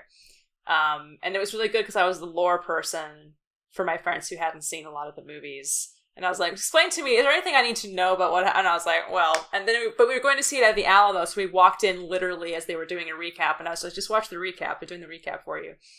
I love it. I'm very, very happy that I did that. Scream 5 is my enemy, not because it's like terrible, but because I just don't see the point. It's just like, why are we doing this? Yeah. And I kind of feel similarly about the 6th one too. I'm just like, I mean, more Scream movies for me, I'm very happy. That's no problem there. But like, why are we doing it this way?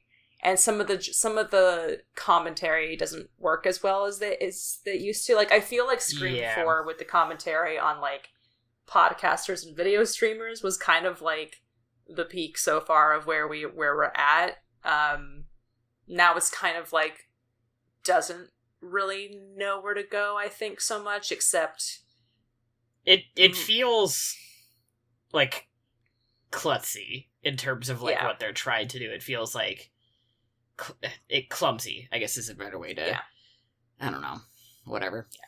Which happens when Wes Craven's no longer directing them, I suppose. R.I.P. But you know, that's what you get. At least they were still doing Gale content in Scream 6, and I was like, I'm going to kill myself. Yeah. I hate Scream 5, what they did to my boy. I will never forgive them. Never recover. Both how it happened and that it happened, and it's just not necessary. Made me very sad. I watched Sisters, which is a Brian De Palma movie from the 70s, also a horror movie. I watched a lot of horror movies. It's more of a thriller than a horror movie, really, but still very good, very Brian De Palma. I watched Scream again, like literally the same week that I saw it. I don't know, we were watching movies, and Emily's like, I want to watch Scream, and I was like, she's like, you just saw it, is that okay? And I was like, absolutely, let's put it on, and so we did. Oh, what was me? I tried watching the Scary Movies, Scary Movie 2, and Scary Movie 3, because I was going through withdrawals from having watched all the Scream movies in so short a span of time, and I was like, maybe I will like them now and find them funny. Listeners, I did not find them funny, and I had to quit after all 3 of them. I quit after the first one about 25 minutes in, when they got to their Dewey and Gale jokes, and I was like, actually, this is something that I'm not going to stand for. I've sat through a lot of transphobia and homophobia and racism and sexism and rape jokes already. I'm not going to stand for this one too. Let's just turn it off now. Let's go. Let's not worry about it. Fair enough. Then the second one I got about 10 minutes in, because there's a very poorly aged joke that I don't think that they could have planned. I mean, it was already a bad joke already, but they made a certain casting decision with it that I was just like, wow, they really maybe could not have foreseen how badly that would play 15 years later. So I turned that one off, because I was gonna wait. I was like, oh, this is bad that he's here. It's James Woods. Like, it's bad that he's here as this priest. Let me just wait and see how far they go with this, and I'll see if I can handle it. And then they took it too far, and I was like, okay, I'm gonna shut this off now. And then the third one was just boring, and it was parodying Signs, and I was like, I just want to watch Signs now, so I watched Signs. That's the moral of this story. My mom and I watched Mrs. Harris Goes to Paris when we came back to Portland. Jason Isaacs, you're the one. I have not seen that movie yet. And you know what? I just realized that I'm hanging out with my mom this weekend, and I might be like, hey mom, this sounds like the kind of movie you and I should watch together so we don't embarrass my father. This is exactly the thought process that I had. I was like, it's just the two of us right now, because my dad was working on something, and I was like, you know what? Mrs. Harris goes to Paris. Not a girl, this does not stop me from having mother-daughter dates. Yeah, no. And it's just like charming. That's why mom and I watched Legally Blonde. Yeah. Yeah. Sometimes you just gotta watch shit with your mom. To make up for it, my dad made my mom and I sit through Top Gun and Top Gun Maverick. What, like back to back? No, not back to back. Okay, he was like, you guys don't have to watch Top Gun Maverick. And I was like, no, I'm interested. Which I was, kind of. Top Gun is a silly movie. Very silly movie. Top Gun Maverick, I think, is a slightly better made movie, but they're both, politically abhorrent, so I'm just like, the whole point is like, don't you want to join the army? Yay. Come and join the army where you can be gay. Yeah. I was like, I would like to watch Val Kilmer shirtless playing volleyball. I would not like to join the United States Air Force. No. Like, I watched Top Gun originally years ago, and I had fun. Like, I was like, this movie is like, bleh. I had fun. I have no interest in watching Top Gun Maverick. There are several people in my life who I loved Top Gun Maverick, and I'm like, you could not pay me to go see Top Gun Maverick. I just don't want to see it. Like, you could pay me, but you would have to pay me a lot of money. Fair. It was free on Amazon Prime, so we were like, that's right. It was high octane thrills. I get it. It was enjoyable, but like, it's, its very existence offends me, so I'm not sure about this. Like, I love Band of Brothers, a miniseries which is like unbelievable amounts of American military propaganda. Same. But like, Top Gun Maverick? Really?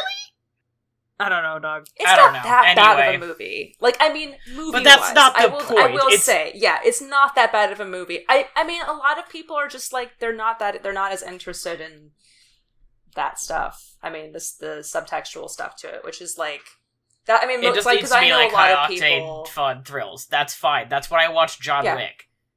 Yeah. But John Wick slaps, so whatever. Yeah, I know, John Wick slaps. Top Gun, not Top Gum. Totally just typed Top Gum. Top Gum. Trying to look up top this movie 15 gums. Anyway, that was a thing that I watched with my family, and I was like, okay, it was an experience. We do what we have to do for our family. Yep, that's love. And Heat, I made my parents rewatch Heat. Yay! I bought a bunch of DVDs when I was in Portland. I bought like 20 DVDs when I was in Portland. Because I went to Everyday Music, and I went to Movie Madness, and I went to Music Millennium. So I bought Heat on Blu-ray. So you watched Heat for the first time, didn't you? I had never seen Heat before. I think I forgot to log it on Letterboxd. Yeah, that was one of the Sneople movie nights we did. Right? Dude. What a film. I need to watch it again. I don't know what I was expecting, but it was not that. Yeah. And like, I will admit, sometimes that's a lot of movie for me to watch specifically laying on my bed, just because it's like physically uncomfortable, and that was starting to get to me at a few points. The ending sequence of that movie, I got like choked up rewatching it. I was like the part where he like, comes out and he sees her, and she sees him in the car and just like watches him walk away, and it's like, I'm just like. On a shallow note, I stand by my assertion that when human civilization has become so much dust in the wind, I want one of the few things left to represent us be the Al Pacino great ass gif. Agreed. Anyway, he did that for us. He did that for us. I to Hank Azaria, I also would be visibly frightened if I saw a man make his eyes that wide. The story is that Hank Azaria did not know that he was going to do that. Had absolutely no preparation. He was like, "Yeah, I was genuinely terrified. I was like, this man's going to kill me." I get it. Yeah, I get it. He's gonna kill me like by just exploding. Like, Yeah. not with a weapon or anything, just he himself is going to blow explode up and take me with him. Well, also because you can Jinx. see him start to say something else, and then he says and then he says great ass, and then you're like, and as Hank Azaria in that situation, I would be like, what is happening with my co-star? What is I mean, I watched that movie and I'm like, what is happening right now? Are you okay? And then it just becomes iconic. Yeah. Such as life. He fucking slapped. Heat's really good. So good. Movie that everyone says is good turned out to be good. I had a similar experience watching Heat, where I was like, this movie, I can start this movie at 8 p.m. while I'm also filling out this audition form, and come back intermittently to it. And then it's like 3 hours or whatever. Like 12 in the morning, and I was like, oh, there's 40 minutes left. Oh well. Guess I'll have to finish it. And I did. And then I hung out with Jamie, and we rewatched Josie and the Pussycats, which was excellent. That's one I haven't seen in a while. That's one that we should all watch all the time, Agreed. every day. The songs in that one slap so hard. I'm sorry. If they wanted their parody to hit harder, they should have made the song slap less, maybe. But that's okay. I'm not angry. I'm not mad about it. Oh no shit. Social Network. What's-he? Oh, I looked up filming locations for Top Gun Maverick, and they looks like they filmed some of it at the Naval Air Station on Whidbey Island, which is in the Sailor's Sea. Anyway. Oh, okay. Very near you. Neat. Yeah. I had a. For the listeners, I just pointed west. I had an Earl Carpenter moment, a couple of those while watching Josie and the Pussycats, because I was able to identify two random actors. They filmed it in Canada, of course they did. And I was like, these two guys who were on for 2 split seconds of screen time, one of whom was Emmy Rossum's boyfriend in the first season or so of Shameless. And I was like, oh, it's that guy from Shameless. Because we'd just been talking about Shameless. And Jamie was like, what the fuck is wrong with you? And it's like, yeah, this is like one of his first film roles, apparently. And then a scene with a shop owner, and I was like, who is that guy? That's Allison's dad from Teen Wolf. The shop owner in this random scene. Love to have 3 IMDb friends in a room. No problem. I'm just saying, Helena, no shade on you, but me immediately recognizing Earl Carpenter feels classier. It does feel classier. And also, I would say, like, more embarrassing, because that's way more specific. Oh no, that's completely fair. I mean, I have my moments. Don't worry. Neither of you should be embarrassed, let me be clear, but... Yeah. It's I love character actor thing. It's so great when you put Helena and I in a room together. It's terrible. Because it's just like, we're every 5 seconds like, hey, isn't that the person from... I recognized Anton Lesser on Andor from hearing his voice. Yeah, I don't know. He has a distinctive voice, though. He had a distinctive voice. Like I could to do us. To us.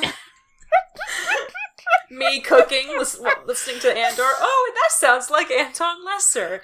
This is like how growing up, I would, my dad would like be flipping channels or whatever, go run across Lord of the Rings, and from my bedroom upstairs, I would hear the soundtrack and come running downstairs, and he would be like, "You heard?" He would be like, "Huh?" And I was like, "Oh, I didn't realize 2 towers." I was like, "Yeah, I heard 2 towers," and he's like, so not just you heard... I'm like, yes, Dad, I do know what... I heard that soundtrack, but I know what's playing on the screen right now. I know what part of which movie this is. Please. I'm like, you're the one who bought me the Hobbit on tape at 6 years old. Why are you like this? Dad, that's your fault. It's a curse. Anyway. But one I'm happy to have. Obviously, we watched... niche-ass knowledge. The Evil Dead and Return of the Evil Dead, which was a great double feature, actually. Return of the Living Dead. Yeah, Return of the Living Dead and Evil Dead. and Star Trek First Contact for First Contact Day, because it was First Contact Eve, because my flight was on First Contact Day. And I was like, it'd be a perfect movie to watch my last night. Star Trek Passover First Contact. cooking was on First Contact Day, so I didn't get to watch it on First Contact Day, and I was like, alas. I want to watch First Contact. You can always do it. I mean, it doesn't have to be regimented, which is nice, but it's nice if it lines up. Yeah. That was one of those movies. We're 40 years out from First Contact, and also 30-something years out from World War III, so bummer. Get ready, guys. Yeah, my dad was like, oh, Helena, that could be, like, you can live in that future someday. Like, he could be alive to see that. And Riker's like, 30 billion, like, how many millions of people died during World War III? And Dad was like, maybe not, though. Thanks, Dad. I'll pass. And I was also asking him how, during that movie, I was like, well, how old was I when you let me watch this? Because there's some dark stuff in that movie. There's some freaky Borg stuff, and I forgot I've never seen all that of the movie Borg stuff. very young. And he was like, when did this come out? I was like, it came out in 96. And he was like, so how old were you? And I was like 4. And he was like, yeah, so I guess you were 4. It's like, okay, cool. Love to have a nerdy dad who lets us watch all kinds of crazy shit, like, when we're babies. Like, my mom is like, I still can't believe I let your dad take you to see Phantom Menace in theaters. That one's like, because, like, you're, like, I saw Phantom Menace in theaters, and, like, you're like, not, like, substantially, but you're, like, enough younger years. than me that's, like... Phantom Menace is 99, so I was 6. Yeah. You were 6? Yeah, because I was 8. Yeah. That's not I was young enough that all I remember is Darth Maul and the podcast races. The podcast races, Matty? I'm doing my best. Hey, The guess podcast. What? I love you. I love you too. The pod racing. Phantom Menace, didn't see that in theaters. Womp womp. But I did see First Contact when I was 4, and there was, of course, that baby video that we've talked about many times of me naming all the characters when I was in the bathtub. Yeah. Really fucking cute. I also So remembered cute. a memory... how's the sentence? I remembered a memory the other day. I was After the thinking, doctors go because Time to time. the soundtrack to First Contact is extremely good, and the end theme to Picard, like the end credits theme to Picard, The Bastards, is the First Contact theme. Because they just know how to get them. Yeah, because they're not afraid to take the cheap shots, and it works. Yeah. And I remember as a kid, it was in the first house that we had, so I was younger than 7 or below, something like that. And we had a piano in that house that I used to hide under for scary stuff. We had a piano bench, and we had the soundtrack to Star Trek First Contact on CD. And I used to play the end credits, the main credits theme, which is like, the end credits is the First Contact theme plus the Next Generation theme song. And I used to stand on the bench and pretend that I was conducting it. So that was my childhood experience of that. And here we are. Adore you. No different. That sure is you, isn't it? Sure is me. Yep. Nothing at all has changed, because I was doing the exact same thing with the Phantom of the Opera overture in my apartment the other day, I'll have you know. As you have mentioned. I was doing that with something the other day, too. I don't remember what, but... There's just some music that begs it, and the Phantom of the Opera overture is just like... It's just so good. It's truly it's David David Lynch movie collection month on the Criterion Channel, so I watched Lost Highway, I watched Dune, and I watched Inland Empire. I want to see Dune really bad. Dune is fucking interesting. It is a capital E experience that I need to have. Yep. Patrick Stewart, isn't it? Yeah. Count McLaughlin, that looks with several different cast members from Twin Peaks. Yeah, he has a lot of people from Twin Peaks. So I was like, it's that guy from Twin Peaks. And I mean, of course, watch some Twin Peaks. Do we need to keep watching that? Yes, agreed. Yeah, what's his name? Ed from Twin Peaks is in it. And a few other standbys, like Dean Stockwell is in it, who was in quite a lot of David Lynch movies, and other folks there and about. Like randomly, like the guy from Das Boot is in it, and I was like, wow, he's playing what's his bucket? Like, what's Paul's name? Paul's dad's name? I do not remember. It's been Just a really Duke long Atreides. time since I've read Dune. Yeah, I still can't get over that his name is Paul, but whatever.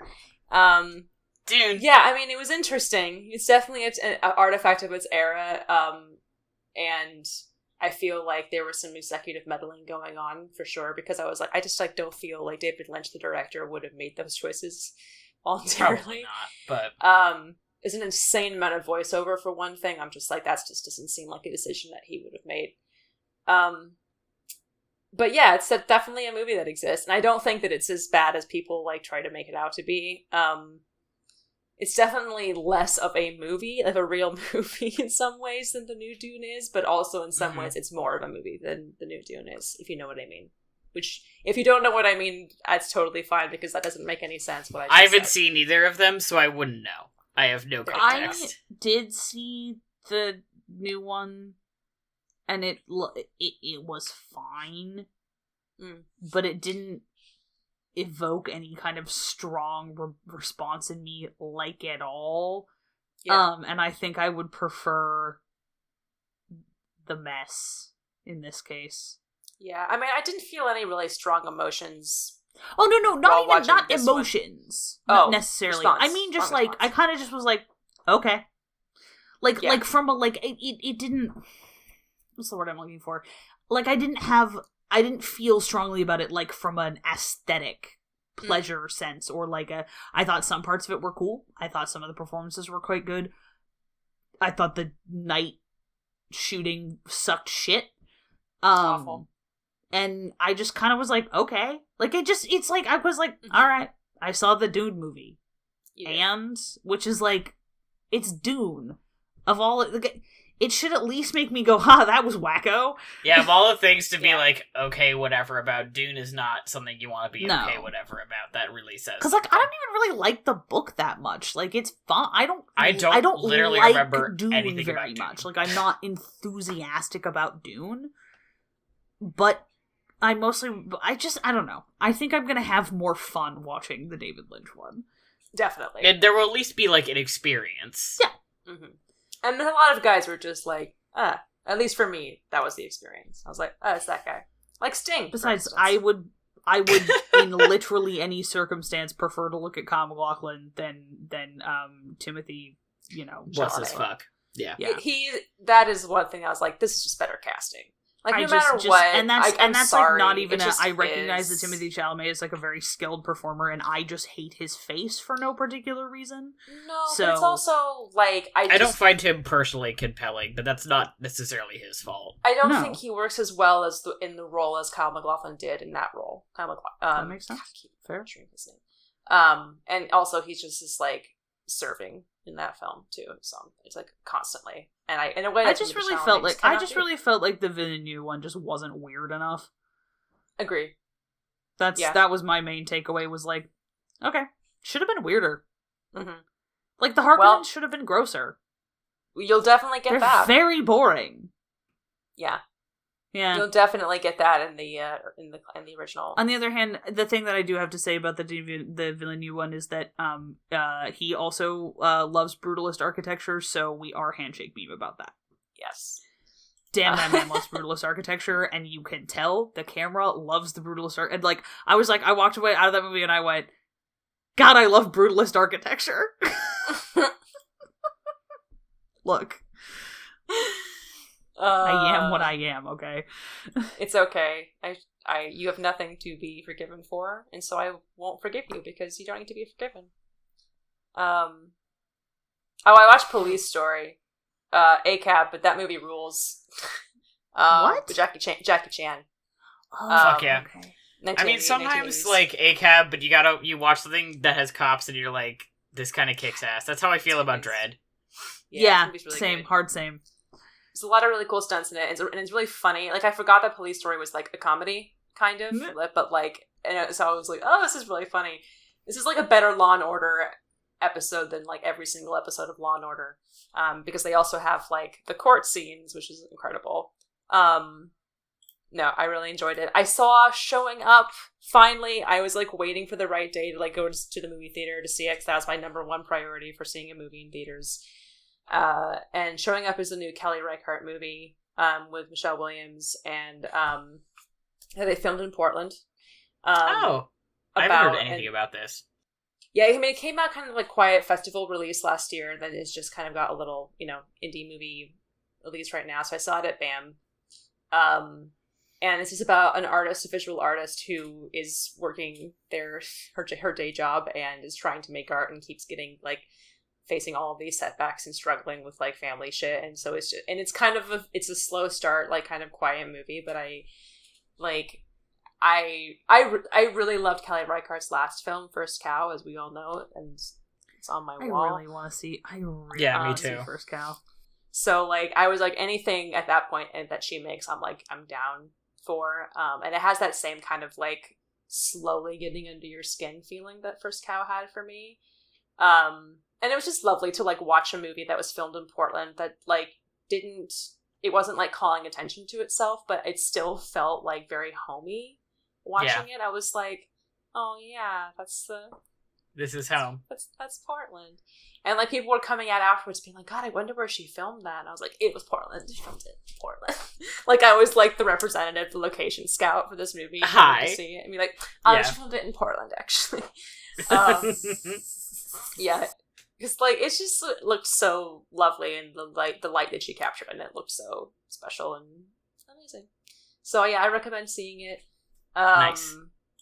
Love that. I saw Phantom of the Opera, obviously. Hadley Fraser. Hello. Just, know that you are amazing. That sentence could have gone so good. Like 30 different ways. I'm really proud of the restraint that you just displayed. Thank you. I had about... There are a few different endings to that sentence. Thinking about him, thinking about the way that he rolls up his sleeve during the Down Once More sequence when he's just like, put up your hands, level your eyes. He's like, that's okay, I'm too busy serving cunt right now. Looking at his fucking forearms. Yeah. Not gonna do that. Whoops. Guess that's gonna like I'm not just gonna forget all about it. It's like, I feel like we also need a special shout out for that one glimpse of Remy's fucking tattoo on his wrist. That also and drove me like, crazy. I'm going to pass out. I was looking away and I didn't see it. And I'm like, fuck, damn it. He like reached out and the camera was a close up of his tattoo, which obviously that's kind of what I like about pro shots, is that like normally, right, you wouldn't be able to have to see that, but when you see that, you see Hadley's eyeliner filmed exceptionally well, really well done, very well done. It is the quality of camera work on pro shots has gotten better recently, but has always been extremely variable. Yes. And like I would rather see like a fixed camera pro shot than a badly shot one. This one is fucking really well dope. Shot and edited and put together. It's like very thoughtful. I was really appreciative of that. I like want to watch it again right now. I know, me too. I know. I'm like, I need to get a DVD of this. I need to buy it digitally or something. Before we were recording, I was watching a behind-the-scenes supercut of Phantom of the Opera. Wonderful. I'm gonna have to see if I can find the legendary website that just collects Phantom goofs. Yes. Oh, amazing. Yeah. I don't know if that like I don't know if that's still around, but I was reading that there was a technical thing that happened in that performance towards the end of the last song, and Sierra Bajas covered it by singing All I Ask of You reprised sooner, or it's a different point when it wasn't meant to be sung. Oh, I'm not sure when this was. I did not notice it. Huh. That's cool. But it was like they didn't have I was like watching this behind the scenes, like they did not have a lot of rehearsal time. Huge cast for this huge production that was happening. 130 people just in the cast. Absurd. And that's not counting the entire crew, that's so many people. Does that include the orchestra?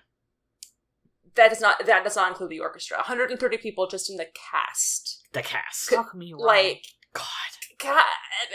You know, I mean, and you believe it when you see, like, that masquerade number, but, like... Yeah.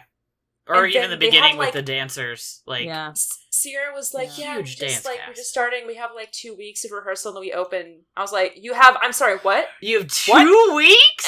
And I think I must have misheard her wrong. I was like, where are we in this process right now? Like, you have to be kidding me.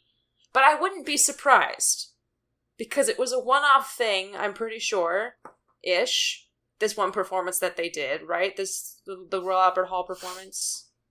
I'm pretty sure Is that it was not? a one night only. I don't Yeah. really Really? know off the Like, dome, Sierra but- Bosch has played Christine before, in, like, different places. Like, she's played it on Broadway before, but I think that particular performance, I don't know, something was, like, tell me that was, like, they didn't have a lot of rehearsal time, because they were just, like, pedal to the metal. So that moment when she was doing All I Ask of You reprise, that must be at the end. That's where they're leaving. And Right. she turns back to sing that to the Phantom, and then Hadley comes down and picks up the next line, and she Yeah. turns back to him and sings the third one. Yeah, which is how it's typically sung. I'm trying to remember if she's the one who... Starts it.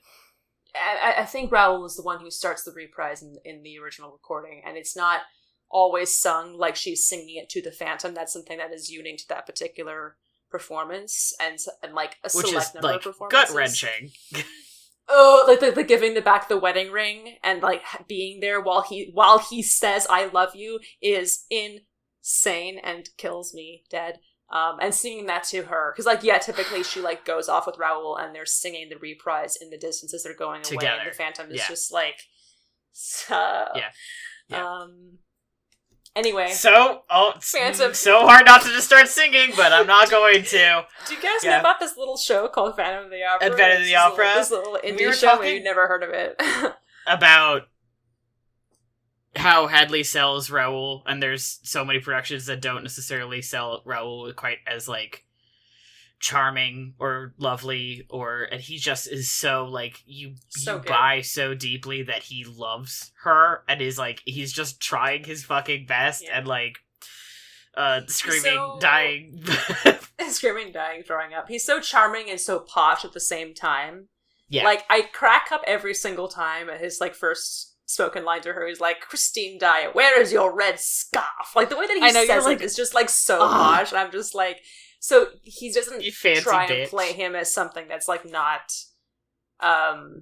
like, yeah, I mean, the Phantom calls him the slave of fashion. Like, he is. He's like Yeah. a fucking, like, rich boy. He's but he's a also pussy really bitch. sweet. You know what this what his performance in this role reminds me of very specifically? Mm. Good takes on Christian from fucking Cyrano de Bergerac.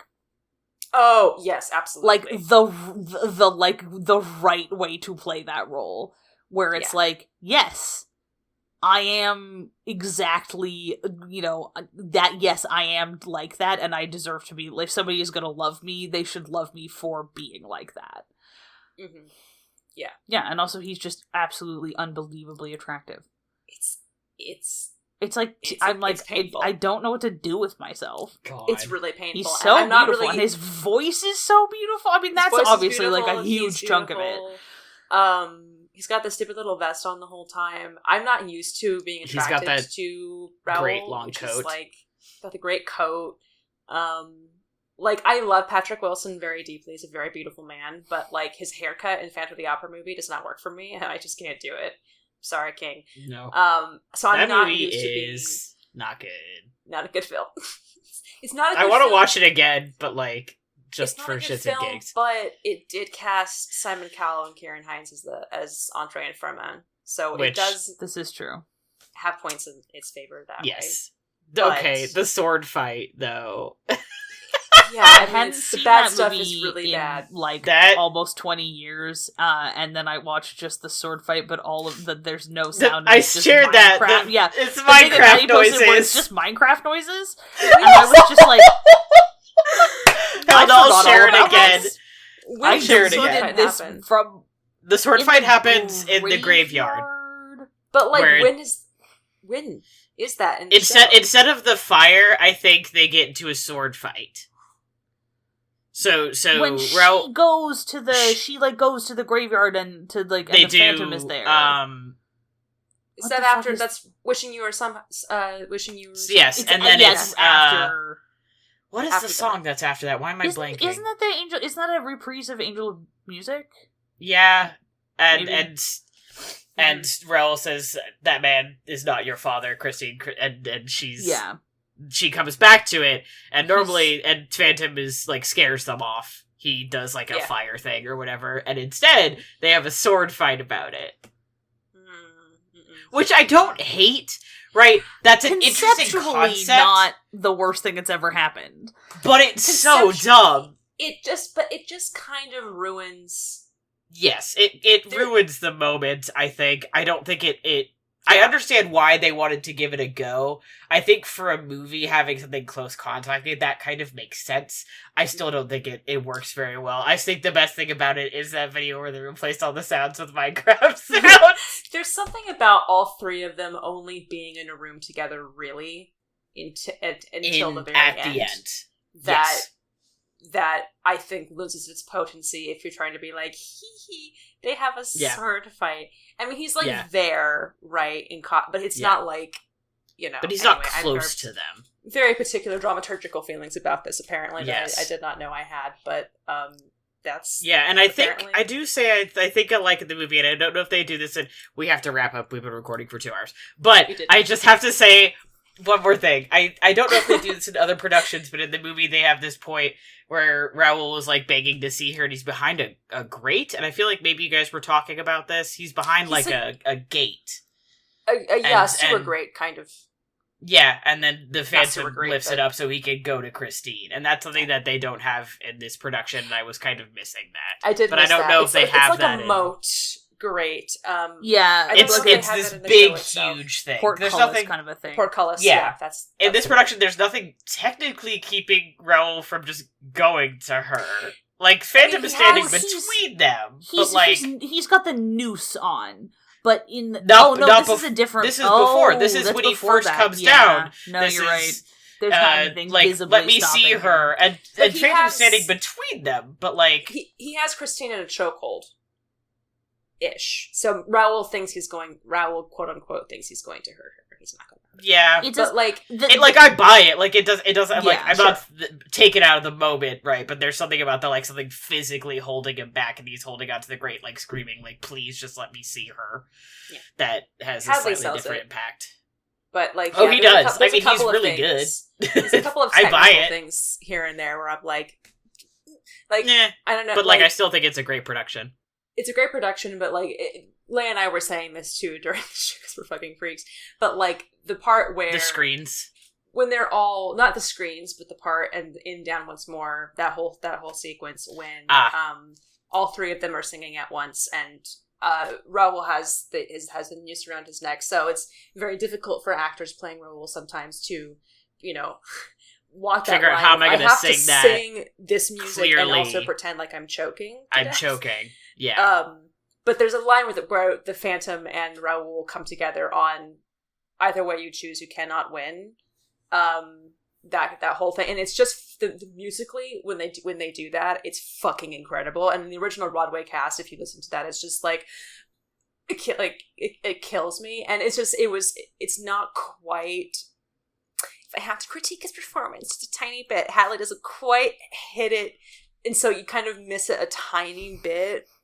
But because he's so good at pretending to be strangled, he's still singing, but the duet of the two of Phantom and Raoul coming together on that line doesn't quite hit as hard. I did miss it. Yeah, but that's okay. There's so many other things about that work. So that reminds me, I need to go post some photos of my other favorite performance of the Phantom of fucking Anthony Warlow. Oh, yes, okay. Yeah, anyway, I'll post some Anthony Warlow photos. Thank you. Yeah, not really photos, videos. I am also going to post one of him and Philip Kloss singing Lily's Eyes from The Secret Garden. Oh. Because Kelly. The Secret Garden musical bangs. Yeah, that's a musical I'm not very familiar with, but there was an animated movie that I had on VHS when I was a kid that I loved that was really, really good. I should try and find that. There's an absolutely exquisite moment in Campaign 1 of Critical Role where there's a song that's about writing letters in the Secret Garden. And yeah, and like Taliesin like starts singing it, and everyone else looking at him, and Liam O'Brien is just like, looks like Christmas has showed up early. It's very cute. You fucking dweebs. Musical anyway, theater guys, people. Yeah. So that's what happens when we don't record for a while and we watch a bunch of movies for like 2 months. Whoops. Oops. Sorry. Yeah. Look, shit happens. I all at refuse once to sometimes. Apologize. Yeah. We used to do this all the time. Do you remember we used to like consistently do like 2-hour episodes? Yeah, I do. Oops. Weird. Oops. We missed you. We missed each other more, but you know, we missed you. We missed each other more. Fuck y'all. Look. No, I mean, there's a reason we record this podcast. It's because we like each other. You know that part of the appeal of this podcast is the three of us love each other and also love to riff on each other. Yes, agreed. Oh fuck, the outro. It's me. Yeah, that's you. You got it? Yes. Hell yeah. Thanks for hanging out with us here on Sneople at the Movies from the Infinity Break Network.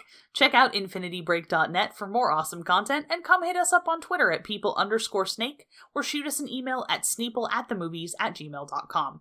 Our amazing music was done by Johnny Ronaldo, who you can find at Johnny Ronaldo on Twitter. Our super snazzy logo was designed by Bethany Luthold. Check her out at bethanyluthold.wixsite.com. If you've got a subject you want to hear us talk about, a movie you think we absolutely need to see, or you want to yell about the upcoming Almodovar film Strange Way of Life, come say hello. Also, if you can, please leave a review on iTunes and share the show with any friends who you think would enjoy it. Any way you can spread the news helps us so much, and we really appreciate it. As always, thanks for listening, and we'll see you at the movies.